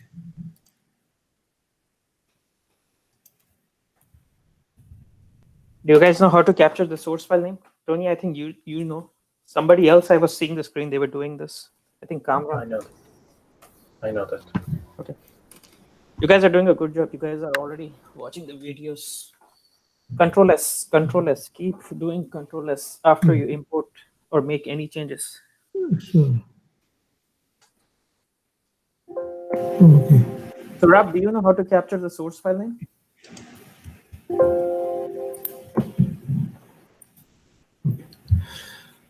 So now we have to create the mapping. Okay. Okay, no. Okay, hold on. Before that, you have to do something here. Go back to your source, the source analyzer. Okay, sure. Okay, so if you want to capture the source file name, double click on the source. There only, over there only. Oh, here, okay. Go to Properties tab. Select the last box. Add currently processed file name.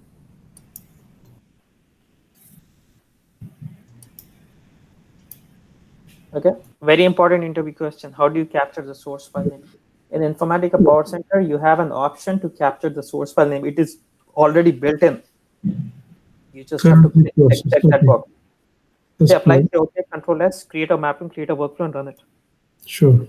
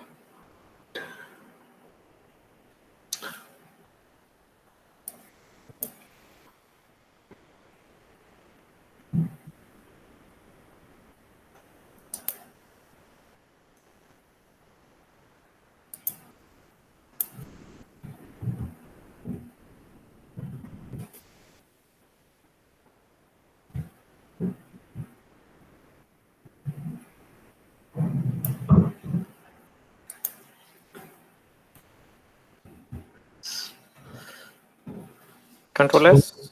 Yes, Control S. And now next thing is, do any need to create session or? Session is optional. Let's just directly create a workflow. Okay, sure. Let's just directly create a workflow. Go to workflows. So guys, creating a session is optional.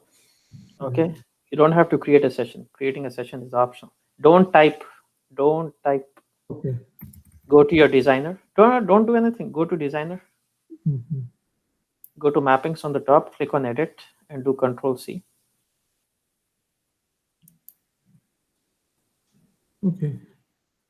Okay. Okay, your mapping should be proper name. Okay, anyways, that's okay. I'm not too worried about naming Yeah, right now. Okay, it's okay. Sure. Go to your mapping session workflow. Everything should be the same name. Otherwise, you'll be struggling. Okay, Okay. Control V, get rid of M and put WF. Oh, yeah.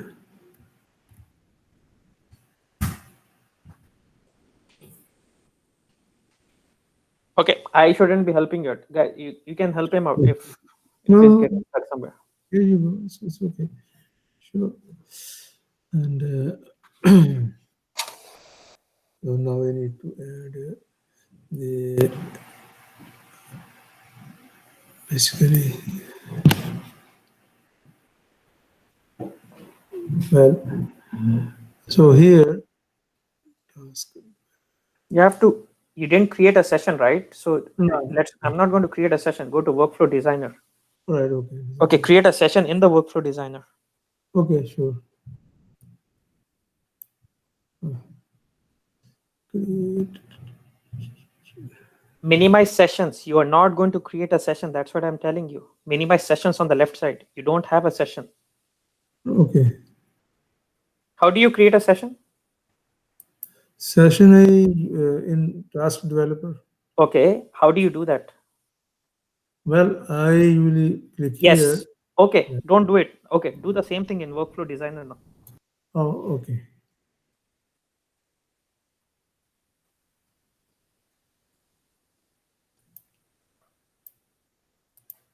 There you go.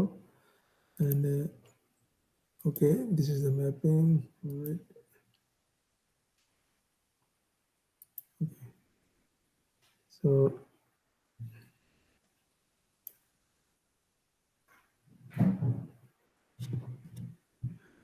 Maximize your screen.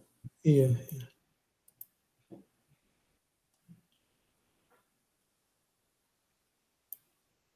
Okay. Now,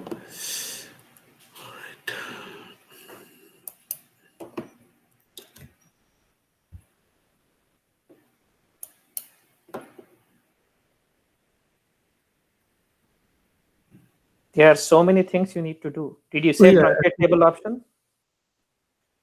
Sorry, what is it? Create table option? Truncate table option. Oh yeah, You, yeah, yeah. you didn't do like 5 different things. You're just running the workflow. Double click on your session. Yeah, hold on. Okay.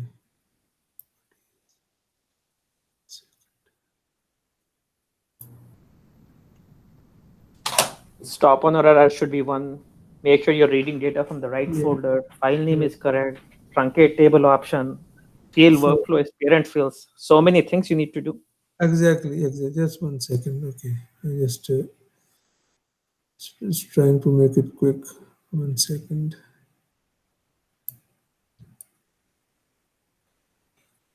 Okay. Start with the first tab. What is the first tab? You have the Yeah, first tab let's is general, right? Yeah. No, start with the first tab on the left. Okay. Right. You need to Yeah. check something here. Fail parent. The first click. Sorry. Left side bottom. There You're is not 3 practicing. click. You're not practicing. First Oh. one. Oh, okay. What will Click happen that if you select this? To be honest, I didn't do this. I didn't.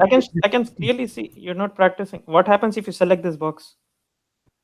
Fail parent if the task fails. So basically, if child task fails, parent task will fail also.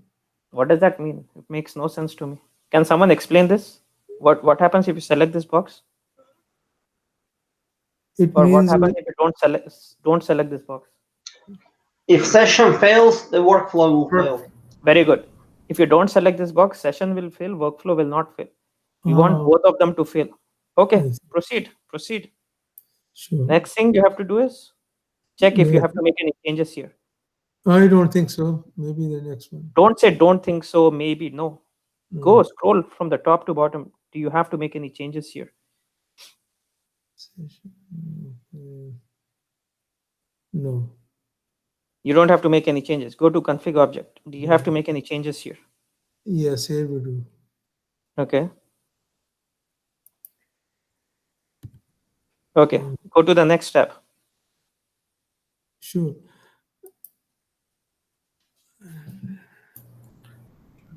Source and target. We have to check there. Yeah, 1 second. Source. Yep.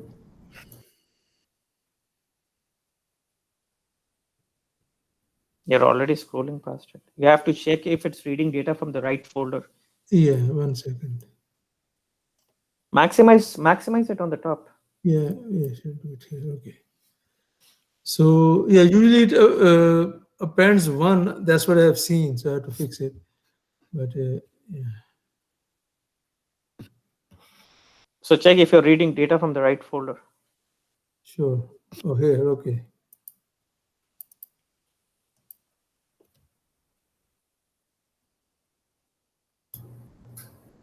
And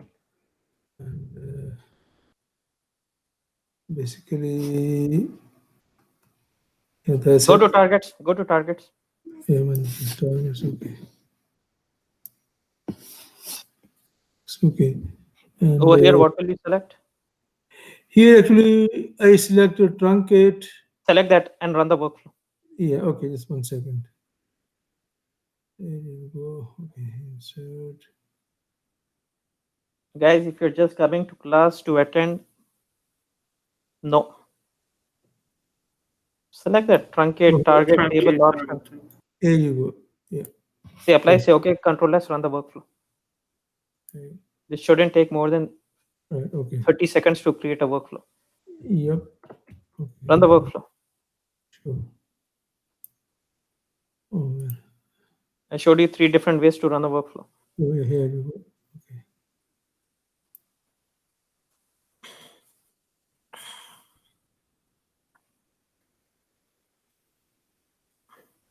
Check the data now. Sure.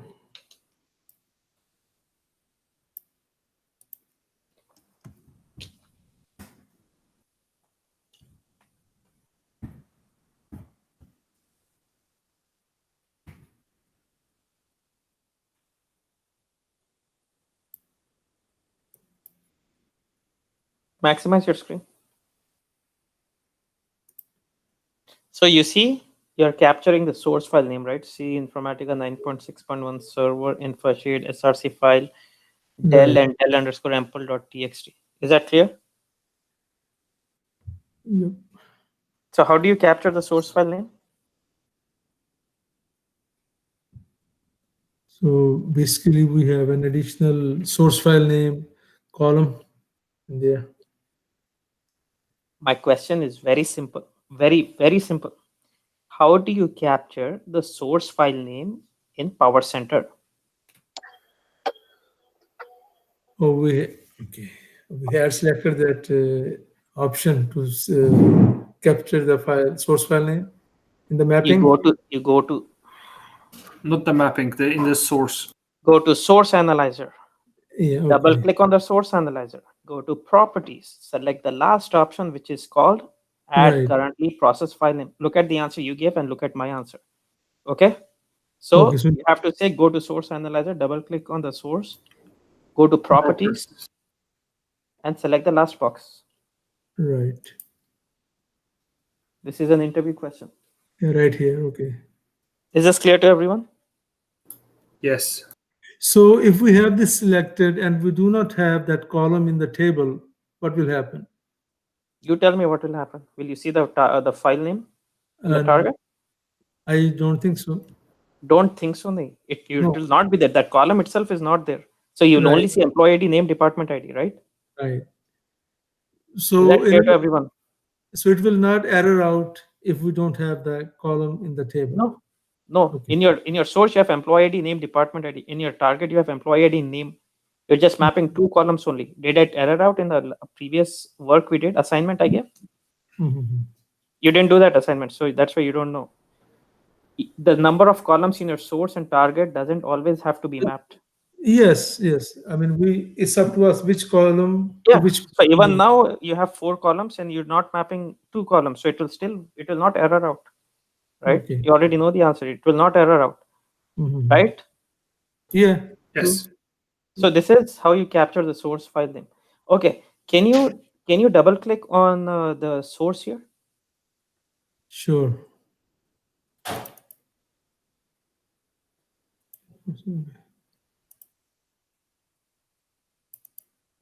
Go to columns. Okay, cancel this. Okay, go to your source file.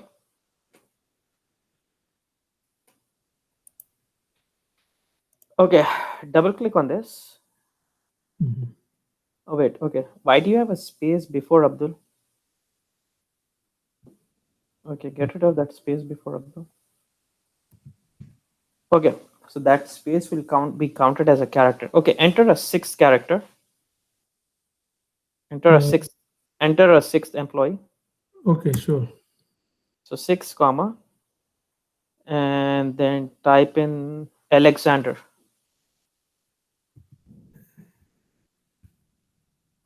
Okay, 60 and 6,000. And run your workflow. Okay, sure. 1 second.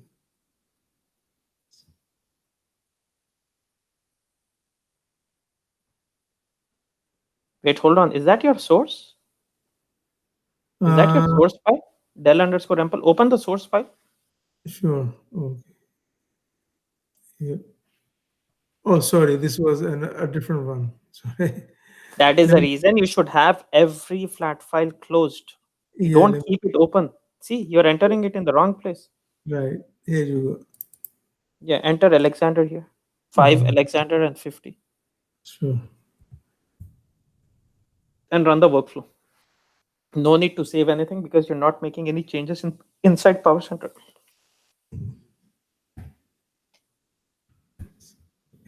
Right. Save and close and run the workflow. Okay.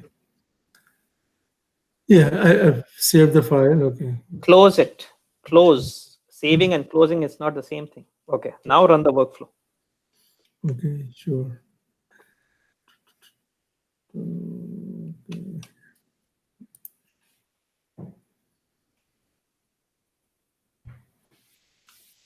You cannot run workflow here. You have to go here. Run the workflow. Sure.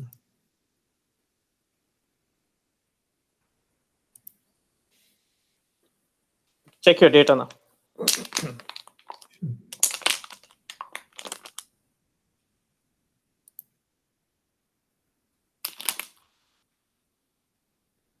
Right. 6 characters. Right. So we didn't display the full name. Okay. Why? Because on this table, we didn't specify. You said varchar 215, right? On the top. Yeah. Okay. So if it's not a problem with target, then it's a problem with Source. okay. So good. I don't have to prompt you. Quick, quick. Nobody's going to pay you 6-figure salary if somebody has to keep prompting you. Okay. No problem with target, right? Yeah, it doesn't look like no. No, doesn't look like it is not a problem with target. No, maybe no thinking doesn't look like no. It is not a problem with target. It is a problem with source, right? Because in the target you created varchar 215, right? Right. So how much is in the source? Says 6. Length is 6. So basically, that's what it's taking. So why is it 6? Why is it not 7? Why is it not 8? Why is it not 15? Why did it specifically 6? Can someone tell me? That was the max length of a name in the data. Very good. Very good. So when you imported the file, the structure of the file, what was the maximum length of the name? Can you go back? Sure. The maximum length was Kamran. Yeah. Farhan. The 6, maximum length was Farhan, which is 6 characters. But now you're entering something which is more than the maximum value which you had previously imported, right? So that is why it is truncating. It is not loading the complete name. Is that clear to everyone? So how do you fix this? So it's not a problem with target. It's a problem with source. Because in the target, it's 15 characters, right? So what do you do? You just change that varchar to different number. Yeah, very good. So please do that. Which one? The one that's giving 6? Yeah, 6 has to be increased Yes, to exactly. something, right? Okay.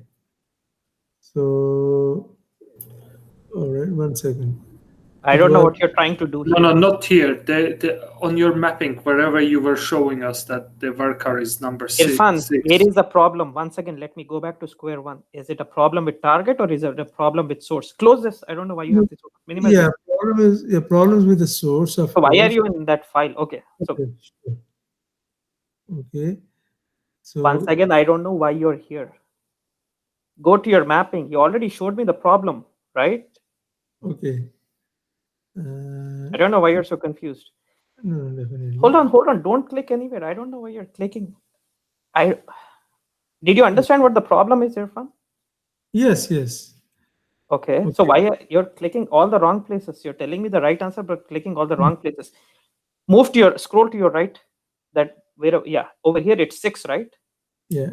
That should be changed to something bigger, right? It should be changed to 15 because in the target, the maximum value it can hold is 15. So over here also it should be 15, right?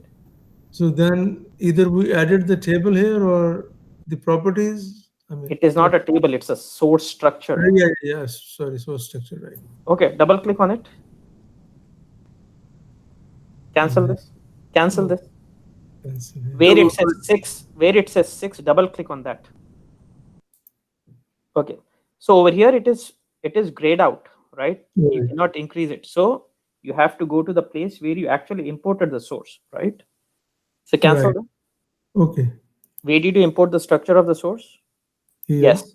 Double click on emp name.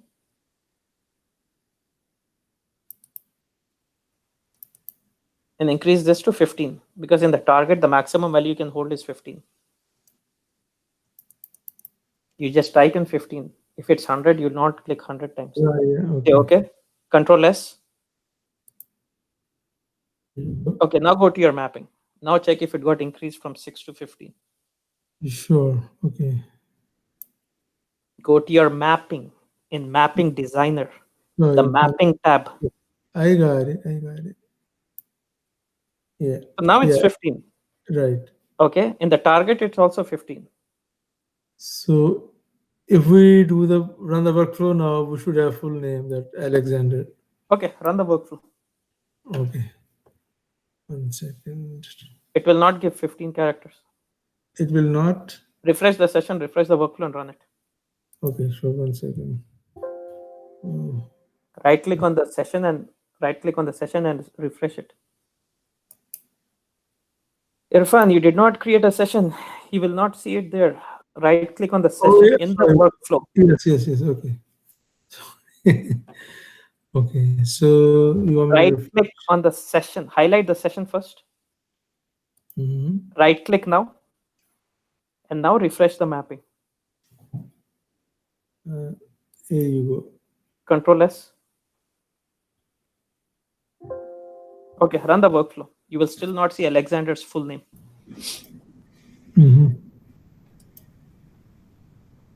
Can someone tell me why you cannot see Alexander's full name, even though he changed the source to 15?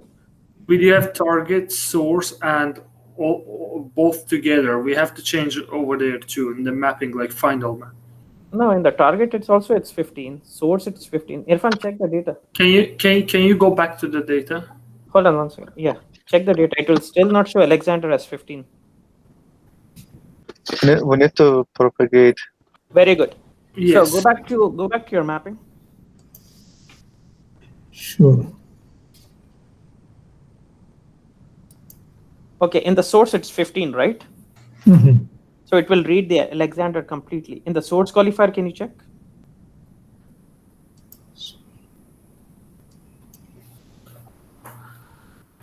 It is still 6, right? In the target. So you're reading the complete Alexander, then you're truncating it to 6 characters and loading 6 characters. In the middle, it's getting cut off. So there are 2 ways to fix this. Either double click on the source qualifier and make it 15, which you will never do. Okay. So you will never do that, because if you have like 100 transformations in between, you will not click everywhere and say 15, 15, 15. I already showed this. Right click on emp name in the source. Okay. Propagate attributes and say propagate. On the bottom left, do you see in the source qualifier it is changing from 6 to 15? Do you see that on the bottom left? Yes. Yeah. Here also, and I can see it here as well. Yeah. Say okay. Say Control S. Okay. Yeah. So close this. Right. Control S. And refresh your session, because you changed something in the mapping. You will have to change your session. Refresh your session. Sure. So go to your workflow manager, right click on the and refresh the mapping. Control S. And run the workflow.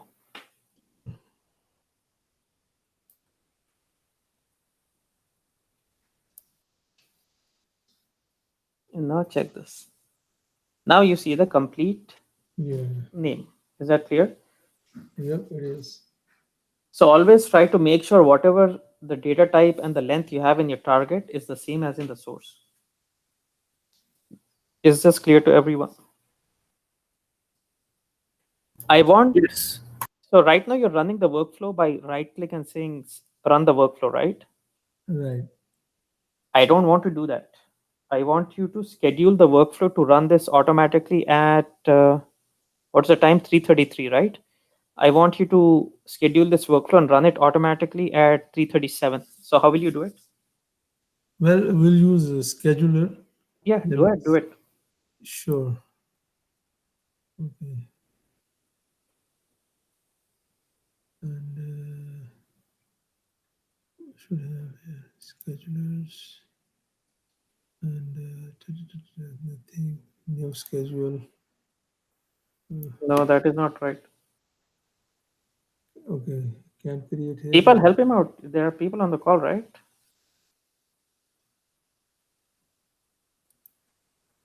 Go to workflows on the top, click edit, go to scheduler. The things which I showed, those things you're not doing, go to scheduler. Yeah, okay, click on the yellow scheduler on the right side. And select the scheduler. Okay, well here. Okay, right. Schedule. Okay. Well, I can call it. Click on Day. schedule. Click on schedule. Okay, yeah, that's where we specify the time and stuff. Okay. Uncheck run on demand. Run on demand means you run whenever you want. I don't want to. I want it to be scheduled. Okay. Right. Now what? Well, we can do run once or run every day. Okay, that means you don't remember. Okay, let me explain this again. Click on customize repeat. Sure. Click on edit. Click on edit. There you go. And you see days, right? Change that from days to weeks. Sure. Okay. And now which days you want it to run? Saturday and Sunday. Click OK. And the start time, change it to from 15:34 to 15:37. Sure. Say apply, say OK. Say apply, say say apply, say OK. Actually, go back into that scheduler. Okay. Click on the scheduler on the right side. Right. Yeah. Go to schedule and say forever. Click on forever. Okay. So it will run every Saturday and Sunday forever. Say apply, say OK, Control S. Say apply, say OK. Control S. Control S. Right click on the workflow on the left side. Right click on the workflow on the left side. On the left means you have to go some more. More. Oh, here, okay. Okay, right click on WF_Dell. Yeah. Right click and say schedule workflow. Oh, got it. Okay. Schedule. Now it will. You don't remember even one thing I showed. So now go to workflow monitor. Sure. By the time you go, it will be 3:37. Workflow monitor this is designer. Go to task view. Task view. On the bottom middle of your screen. Oh, sure. Okay. Oh, here. Okay. Right. So it says schedule, right? I'm showing this for the second time. People who didn't remember the first time, I'm showing it for the second time. So it will run at 6:27, 3:37. Yeah. Guys, please do not just attend my classes. Please put in some effort. Yes, it's running now. It's Yeah, basically in progress. It failed. So check the reason why it failed. Well, okay. Sure. It says, okay. Well, it's failed. Okay. It failed on the top. It already failed. Okay. How do you check why it failed? Well, we're going to look at the logs. Yeah, get the logs. Sure. That's not how you get the logs. Right click on the session and say get session logs. Okay. Irfan, no. Here, okay. You're really struggling. Right click on the session. You're right clicking on the workflow. Oh, okay. So I have to go back to that session. Stay here. You're right clicking on the workflow. Right click on the session. Session is S_M_Dell. Do you see that? S_M_Dell. Why are you clicking on that one? Click on that one. Right click and get session log. Maximize your screen. It is maximized. Okay, you're not getting the session logs. So right click on the workflow and get the workflow log. Okay. Maximize your screen.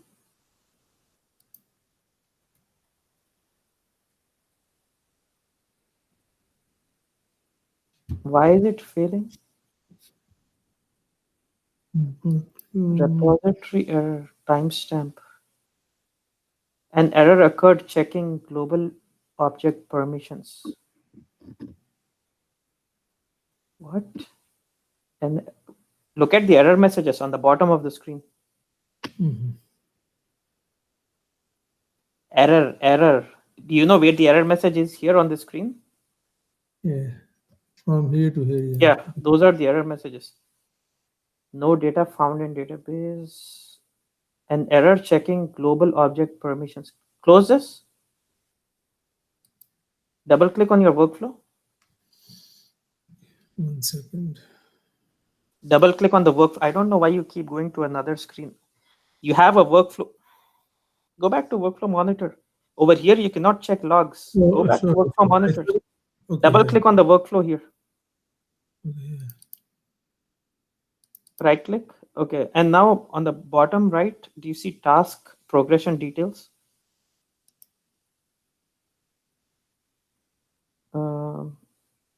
Okay. I don't know why your workflow failed, but this is how you schedule a workflow. Okay. This is how you schedule a workflow. Is that clear to everyone? So we saw how to. I We will saw check how it out. to. See. Yeah, there is some permission issues. I think there's. It says there is some permission issues. Mhm. Okay, so let me. We are going very slow. Okay, can you stop sharing screen? Sure. You guys have to put in some more effort. I don't know. There is like 3-4 people in the class who is putting in effort. Not everybody is putting in effort. Can you stop sharing? Yes.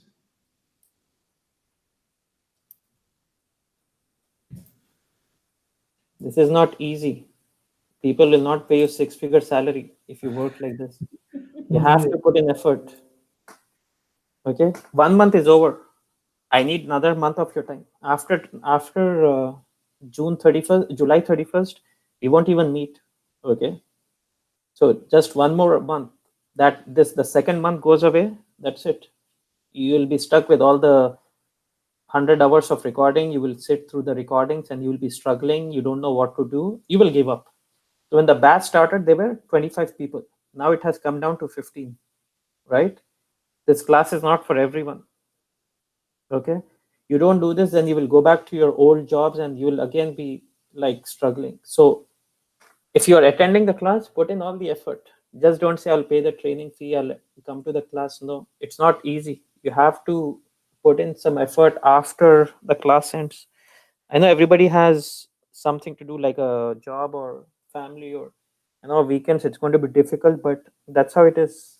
If you want to learn this and get a job, you will have to watch the recordings, come up with your own scenarios, like Sonia and uh, Turab and Kamran and Ramil. They keep coming up with their own scenarios and they keep asking questions. What if we do this? What will happen? If we do this, what will happen? Can we do this? Okay, so do that. Okay, so I'll end the class in 15 minutes. So what do we? So the only thing we learned today was how to capture the source file name, and if you want to increase the length. So let me go back and edit this. Sorry, this one, and I'm not giving too much assignments also, right? I'm barely giving any assignments. So day 20 is already over. We started this class 1 month ago. Okay, and so what did we do today? We created store proc to reusable store proc. Reusable store proc to disable, enable constraints, capture source file name. This is very important. Capture source file name. And then what's the other thing we did? Increase if data is getting truncated, increase length in source. That's what we did, right? Now I will show you. Okay, let me also put that. What is version control? What is version control? So do you see this mapping? Why is my mapping invalid?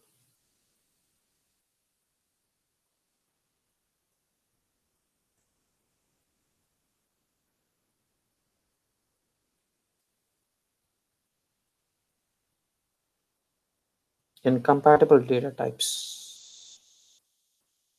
Oh yeah, because this one is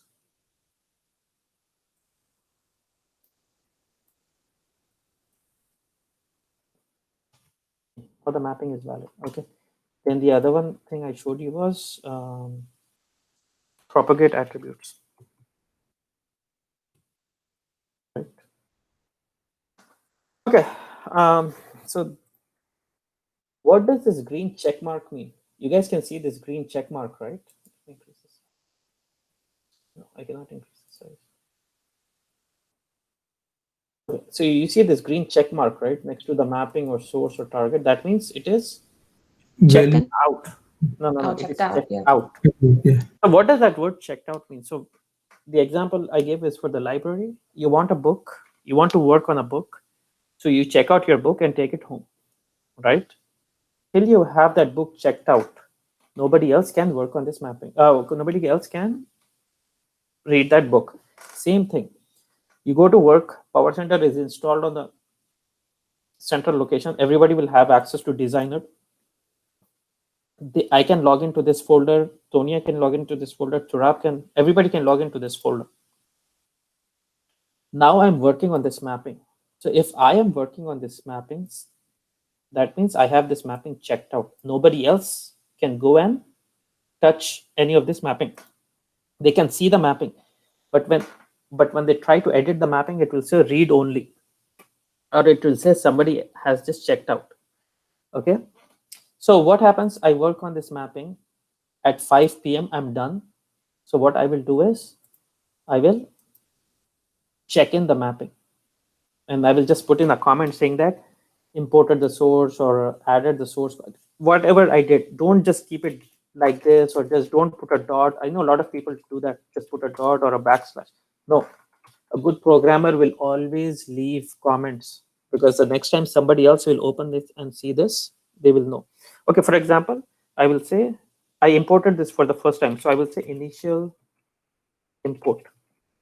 Yes, I will check in. So this green mark is gone. Now anybody can. So it's like I returned the book back to the library. I checked in the book. So checkout means I have it in my name. Checked in means it's back in the library. Now Turab can log into development and he can work on this. Okay. So now Turab will log in and he will work on this. So he will log in. So he will. So when you check in, you don't. So he will version and check out. And so what Turab will do is,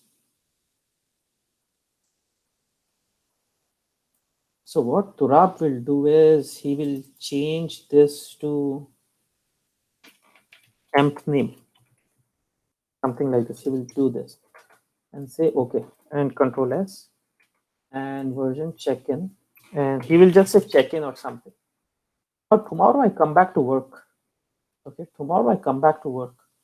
I see my workflow is failing or something. Okay, let me make it something better. So I will. So for example, Kamran will check out my mapping. He doesn't like me, so he will change this to date time. Okay, so he'll do control. Let's see, mapping is invalid now. So version check-in, and he will say just say check-in. Okay. Tomorrow when I come to work, I'm looking at my mapping. It suddenly says it's invalid, because when I left work, it was valid, and I checked in. Now when I come back to work, it says I'm trying to run. So if a workflow is invalid, you cannot run the workflow. You guys know that, right? If a mapping or session is invalid, you cannot run the workflow. It will say cannot run impacted sessions.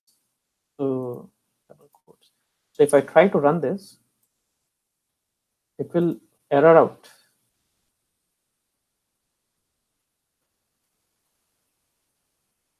Okay, see, you won't even get session log. If you're not getting session log, there is a problem with the mapping. It's not valid. So if you maximize this and you click on severity, it will say mapping associated with session is invalid. Okay, mapping associated. So it clearly says, guys, once again, you don't need anybody's help if you know how to read the session logs and the workflow logs. So I log in and say, yesterday my workflow was running fine. Suddenly, why is it messing up? Okay, so what I can do is I can go right click and say versioning and say view history. It will tell me who checked in, who made changes, and so because at work you will not log in as administrator. So over here I will say K Abdul. Over here I'll see Turab. Over here I'll see Kamra. Okay, so it will show who checked in at what time, from which computer they checked in from, everything. Is that clear? So I can go talk to Kamran or the last person who checked in and say, did you make any changes? He or she cannot deny because everything is here.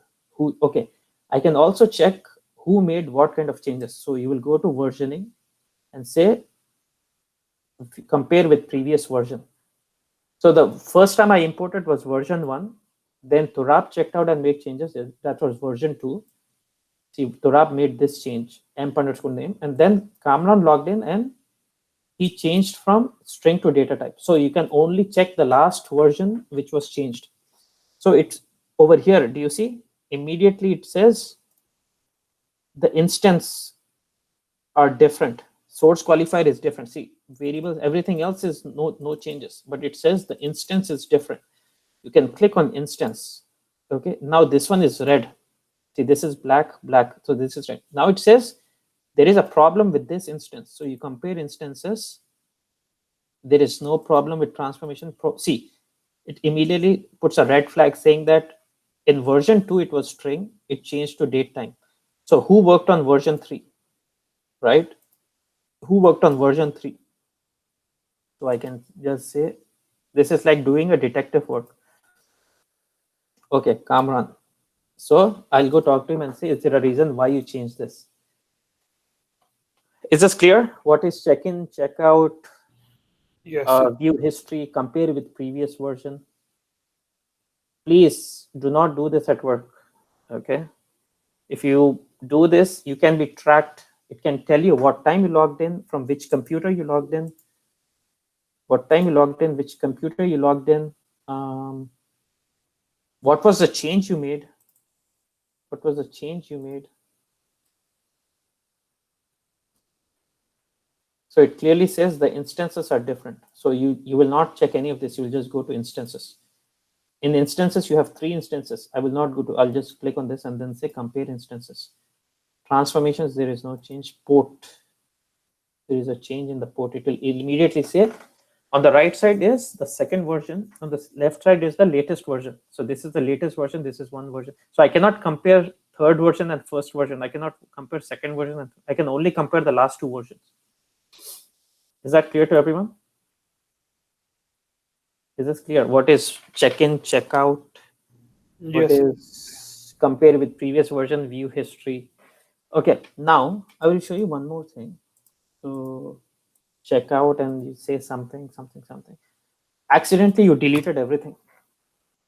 Okay, accidentally you deleted everything and you did Control+S also. Then you realized, oh, I'm sorry, I was not supposed to do this. But you already deleted and you did Control+S. So Powercenter has a very good feature. You can just go to version control and say undo checkout. Undo checkout means it's like Control+Z. You'll get everything back. But this is like commit in database. But the problem I is, was knowing this before, Abdul. why? You deleted something? Yeah, because of that, I deleted everything and created everything back. No. Okay. So even if you delete and do Control+S, you're safe. You can do a rollback. But the moment you check in, after you delete something and you check in, that's it. That's like a commit. You cannot roll back. That's it. It's gone.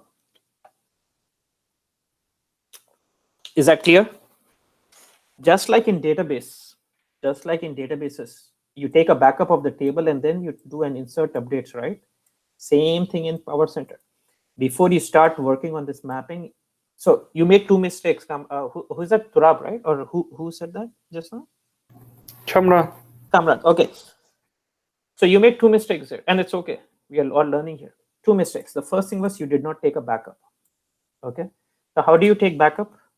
If you want to take a backup of this, you just go to mappings on the top and say copy as, and then same thing. You just say underscore EKP underscore 26 underscore 27 underscore 2020. This is how you take backups of mapping. Okay? You take a backup of the mapping. Now you can go and make changes whatever you want here. Now you can make changes and do whatever you want here. Even if this gets messed up, you can just rename this to, you can just delete this. So suppose you messed up so for example, you messed up something and you don't, and unfortunately, you saved it. Even now you can do an undo checkout. So the two things you did not do was take a backup, and you did not make sure everything before you actually checked in. So for example, suppose you deleted something and you thought it was the right thing, and you version, and you already said check in and say delete or invalid object, or you say deleted source qualifier, something you just say. Now you cannot do an undo checkout. Now it's permanently saved. Suddenly you realized that you made changes which you cannot roll back, but you're stuck with this. The good thing is you took a backup. So what you can do is you can do versioning, checkout, and set delete, apply to all. Now you can hit delete from the keyboard and say yes. So that mapping got deleted, right? Mapping got deleted. Now I have this backup. I want to get rid of the BKP. It will not let you. It will say this mapping is already existing, but you don't see that mapping. See, mapping name is already used, but where is that mapping name? M double quotes. I deleted it. So I have this problem. Yeah. So if you have this problem, the first thing you need to, so whatever you deleted before is only deleted from designer. It is still there in Powercenter. So you will have to go to versionings, find checkouts, click OK. See, this is the one you deleted, right? This is the one you deleted, right? So you check in this, delete and say apply to all. So finally it got deleted here also. Okay, now you can rename this. Now you can rename this, and you can rename it anything you want. But on the left side, when you did the check-in, why this doesn't accept it and we have to go second time and go to the versioning? Is it two different check-ins? No. So when you delete something from designer or workflow manager, it gets deleted from here. But in the repository, it is still there. Okay.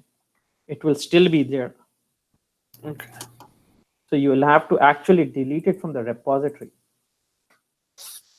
Is this clear? Check in, check out, version control, compare with previous version, undo checkout, and take a backup, and all these things. Clear? So version control, check in, check out, undo. These are all like small tricks.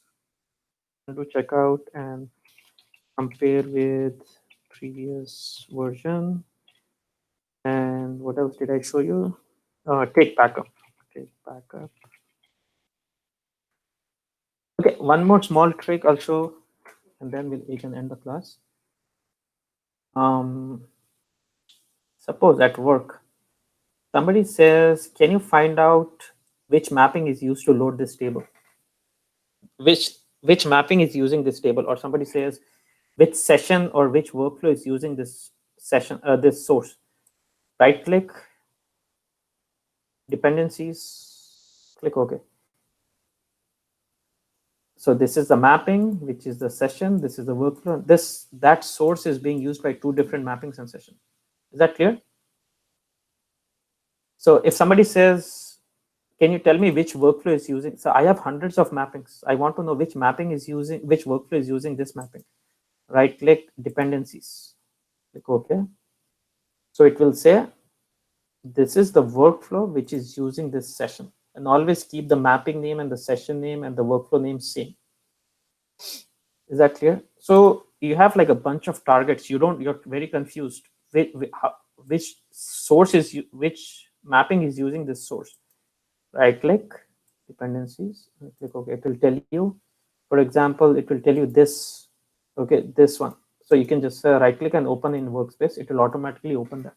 So Powercenter is right click, double click, uncheck a box, check a box. Okay, you don't have to type anything, right? Is that clear? Yes. Yes. Okay, guys, we are going a little slow, but that's okay. What did I show just now? Check dependencies.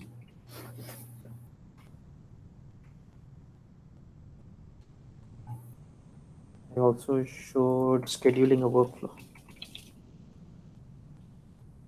Okay, it's pretty simple. So workflows, you can edit, go to scheduler, go here, go to scheduler, uncheck this run on demand, customize repeat, edit, make this as weeks. I want this to run Saturday and Sunday. And what time do I want this to be run? I want this to run at 1:01 and forever. Okay, say okay, say apply, say okay, Control S, and right click here and schedule workflow. So it got scheduled and it will run in 1 minute. It will run in 1 minute.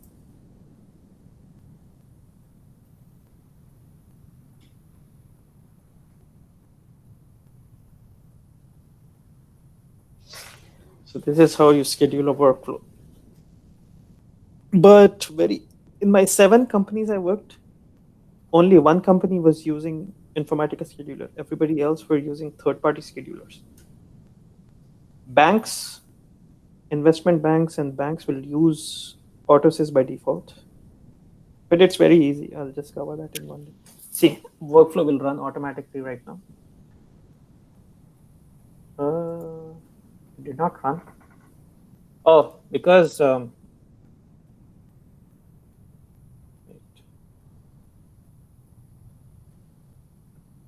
because this is invalid, right?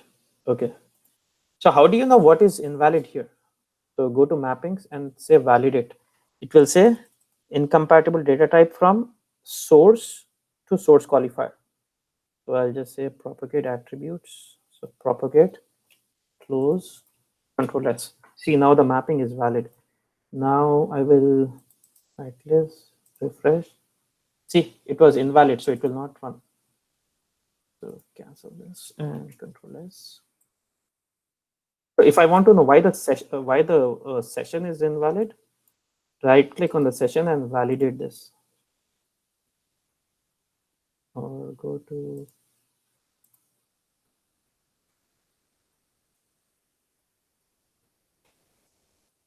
my mapping is valid and my workflow is invalid. Why is this invalid?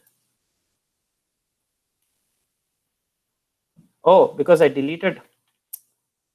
So I had this mapping, I took a backup, and this is actually the backup, right? So it is still looking at the initial.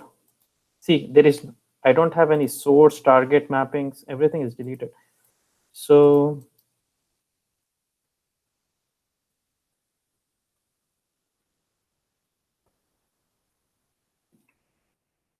now workflow is valid. So I just have to, let me quickly change the time, the scheduler. I will schedule this to run. Apply, okay. So if you make changes like this, it will still say 101. Okay, so you will have to go here and say schedule workflow.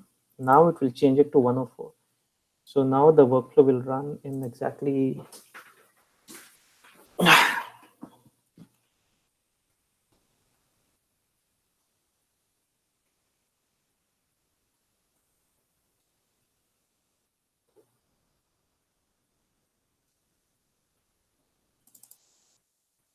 So let's see how many interview questions you know for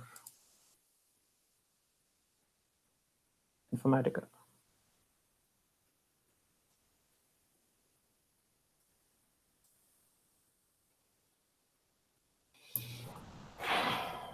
Abdul, it is possible to join like couple workflows, right? Join workflows? You want to run a workflow after another workflow?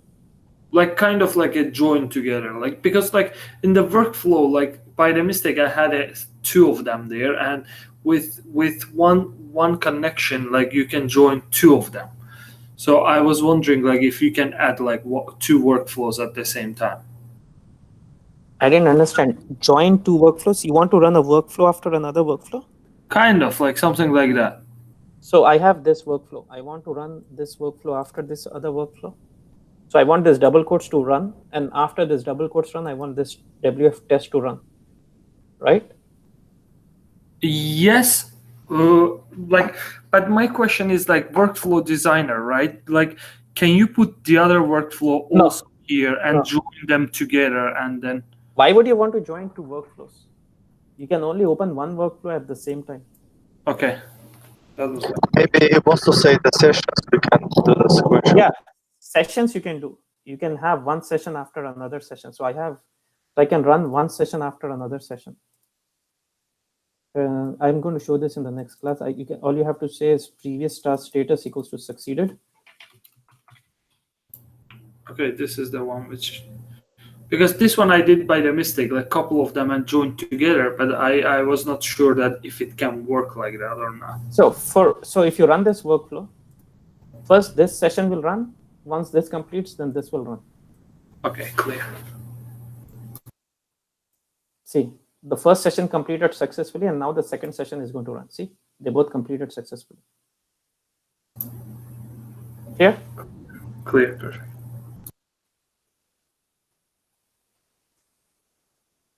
Is that clear? If you want to run one session after another session, you can say previous task status equals to succeeded. Now, what happens if this session fails? The second session will not even run. So let me fail this on purpose.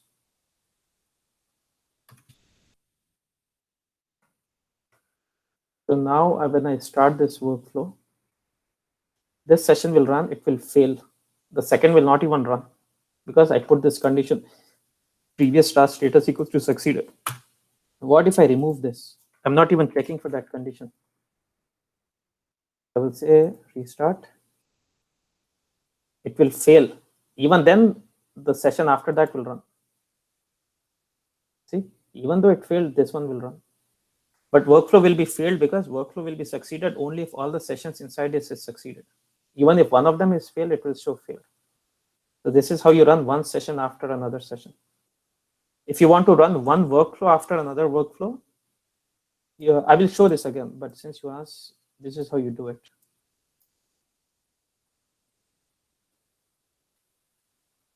You would type in here pmcmd start workflow name, folder name, session name, user ID, password. Give me 1 second. I'll show you.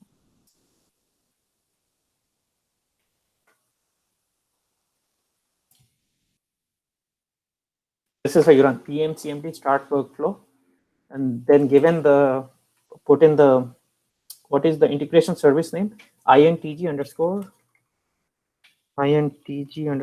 svcs -d. This is my domain. This is my my password is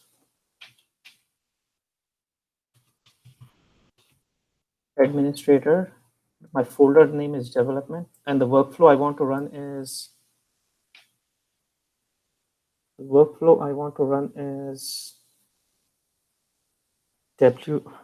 I don't want to type.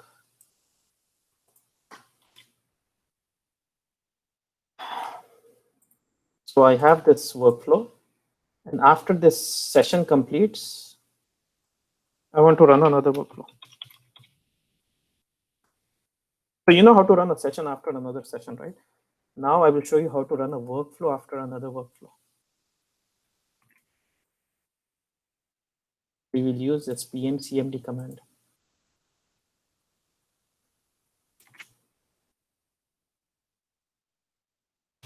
So I'm going to run this workflow, wf_test. So this workflow, this session will run.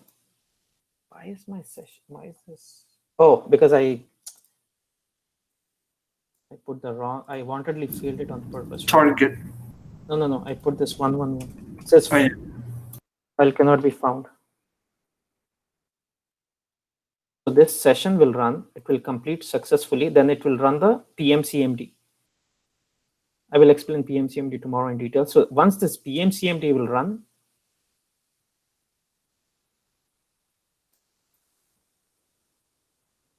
Now? So it started, double quote started, and it failed. I don't know why is, oh, invalid number. Okay. So see, I'm purposely failing all of these. So now, let's see. But you guys get the idea, right? How to run a session after another session, how to run a workflow. They will always ask this question: server, info-shade, source files. So let me get rid of this.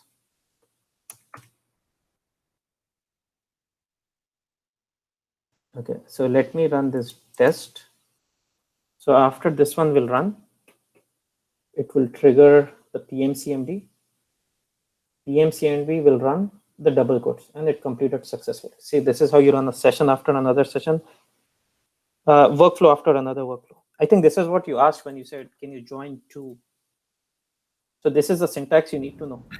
Yes, this is what I was asking. PMCMD start workflow. So sorry, I didn't want to cover this, but I'll just wrap up with an interview question here. In the interview, they will ask you, how do you run a workflow without opening workflow manager, workflow monitor? You don't want to open any. They will ask, how do you run a workflow without opening any Informatica windows?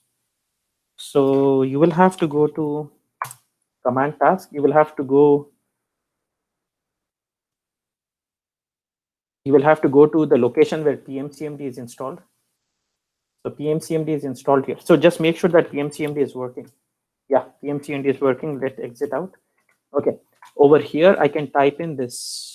I can type in this command. So they'll ask you, how do you run Informatica from the Unix server or from the Windows server? So you will log into the Windows server, and let me show you. I'll keep this on half of the screen, and I will keep this on the other half. This is how you run this is how you run a workflow from the operating system or without opening. So I'm on the Windows operating system. I'm trying to run WF double quotes. Okay, so keep an eye on this. So I'll place my cursor here and hit enter. See, it executed. Clear? So in interview, they'll ask you, how will you run a workflow without opening workflow manager, workflow monitor, or how do you run the operating system? How do you run a workflow from the operating system, whether it's Windows or Unix? So you have to say, go to the location where PMCMD is installed, make sure PMCMD is getting invoked, then you will write PMCMD start workflow. I'll give you that. So this is the syntax. Try this out.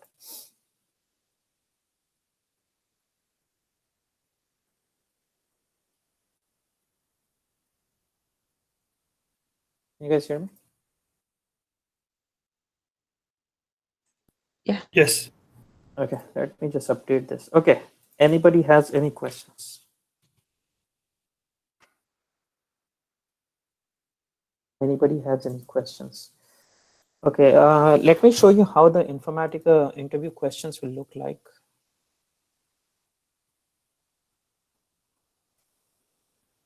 I'll wrap up in 2 minutes. It's my desktop. Users. Okay, Abdul, where's my desktop?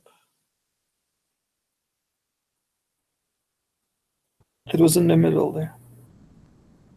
Users. Okay, let me open. Where is batch 4? No, Google. So Informatica classes assignments batch 4 is SQL interview questions. Hold on, guys, give me 1 second.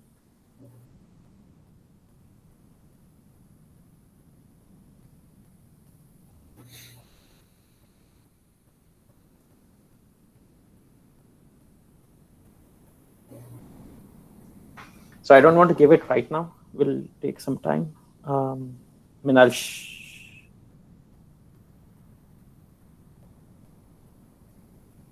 how do you load multiple flat files in WinTable? We will use it. We will do this tomorrow. How do you capture the source file name? We already did one interview question.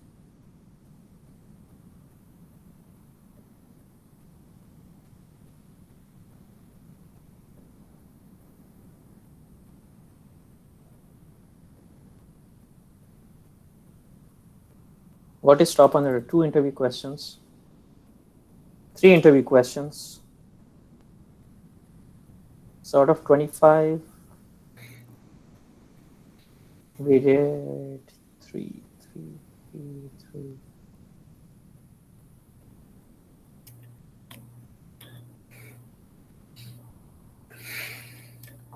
Yeah, we did only 3. Okay, it's okay. So yes, just starting. Anybody has any questions?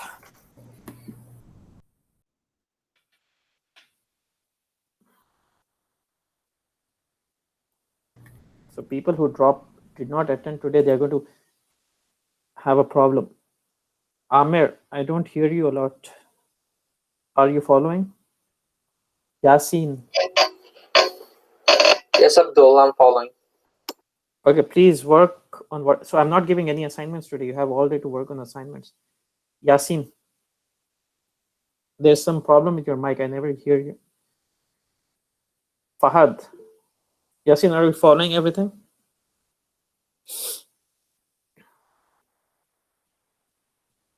Fahad, are you following the PLSQL? I'm not going to ask you SQL and Powercenter and Unix. I know you know that.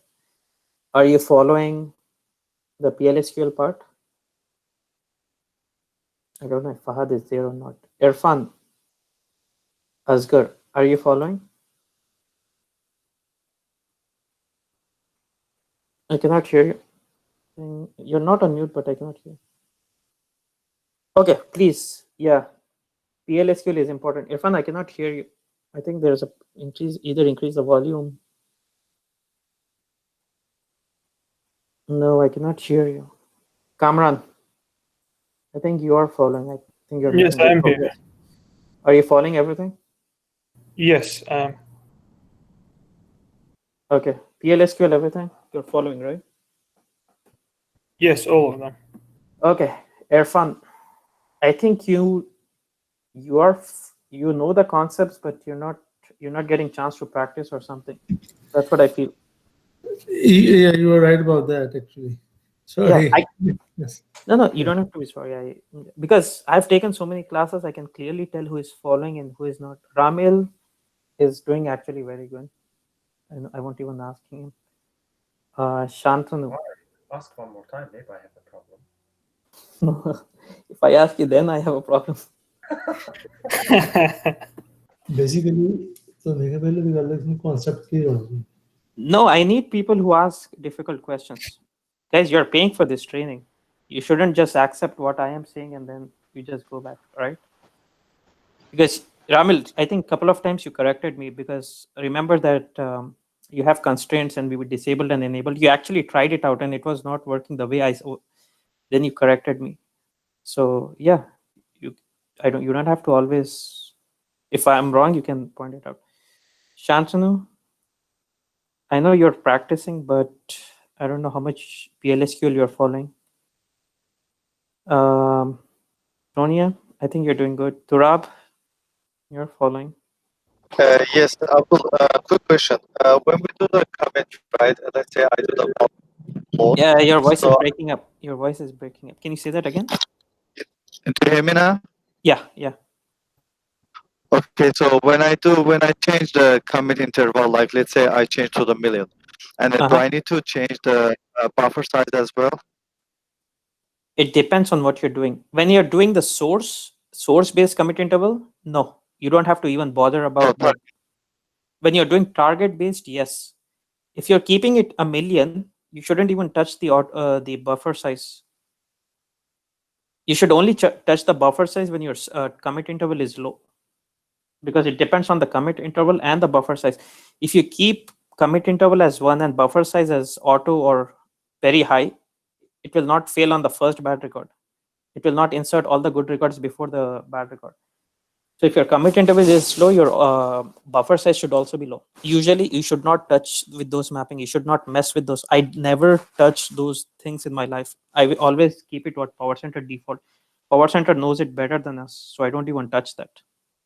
So you can play around with it. Yeah, I have changed only one time that I was doing the bulk load, so Yeah. I didn't touch the buffer size, but I did the million. But you should know. But you should million. know how it works. Change it to the millions. Yeah, you should know how it works. Okay. Wasim. Yeah, that helps only if you have it like. Chirag, your voice is half of it is breaking. But I get what you're saying. Wasim, are you following the PLSQL part? No problem. Sorry, I'm on the break. Sorry. Wasim, are you there? Are you following? For you, I'm only worried about the PLSQL part because I did not show that for the previous batches. I don't know if Wasim is there or not. Okay, Yasser. Yes, Abdul. Yeah, so are you following everything? I'm doing okay on Informatica. Okay. I'm a little bit struggling with PLSQL, but that's on my part. Like I need to look into it a little more and See, practice. yeah, practice. And if you're not following something, just post it in the group. We have experts like Ramil, Kamran, Sonia. They'll help you out. Okay. Okay. Thank you. Okay. All right. Yeah. Okay. Informatica, I'm following up. Like Informatica, okay. you should follow because I did not show anything yet. You have to follow. I only showed the basic stuff. Okay. Okay. So we are going to cover Informatica for at least 4 more weeks. So you have plenty of time, but no assignments today. Work on the recorded sessions.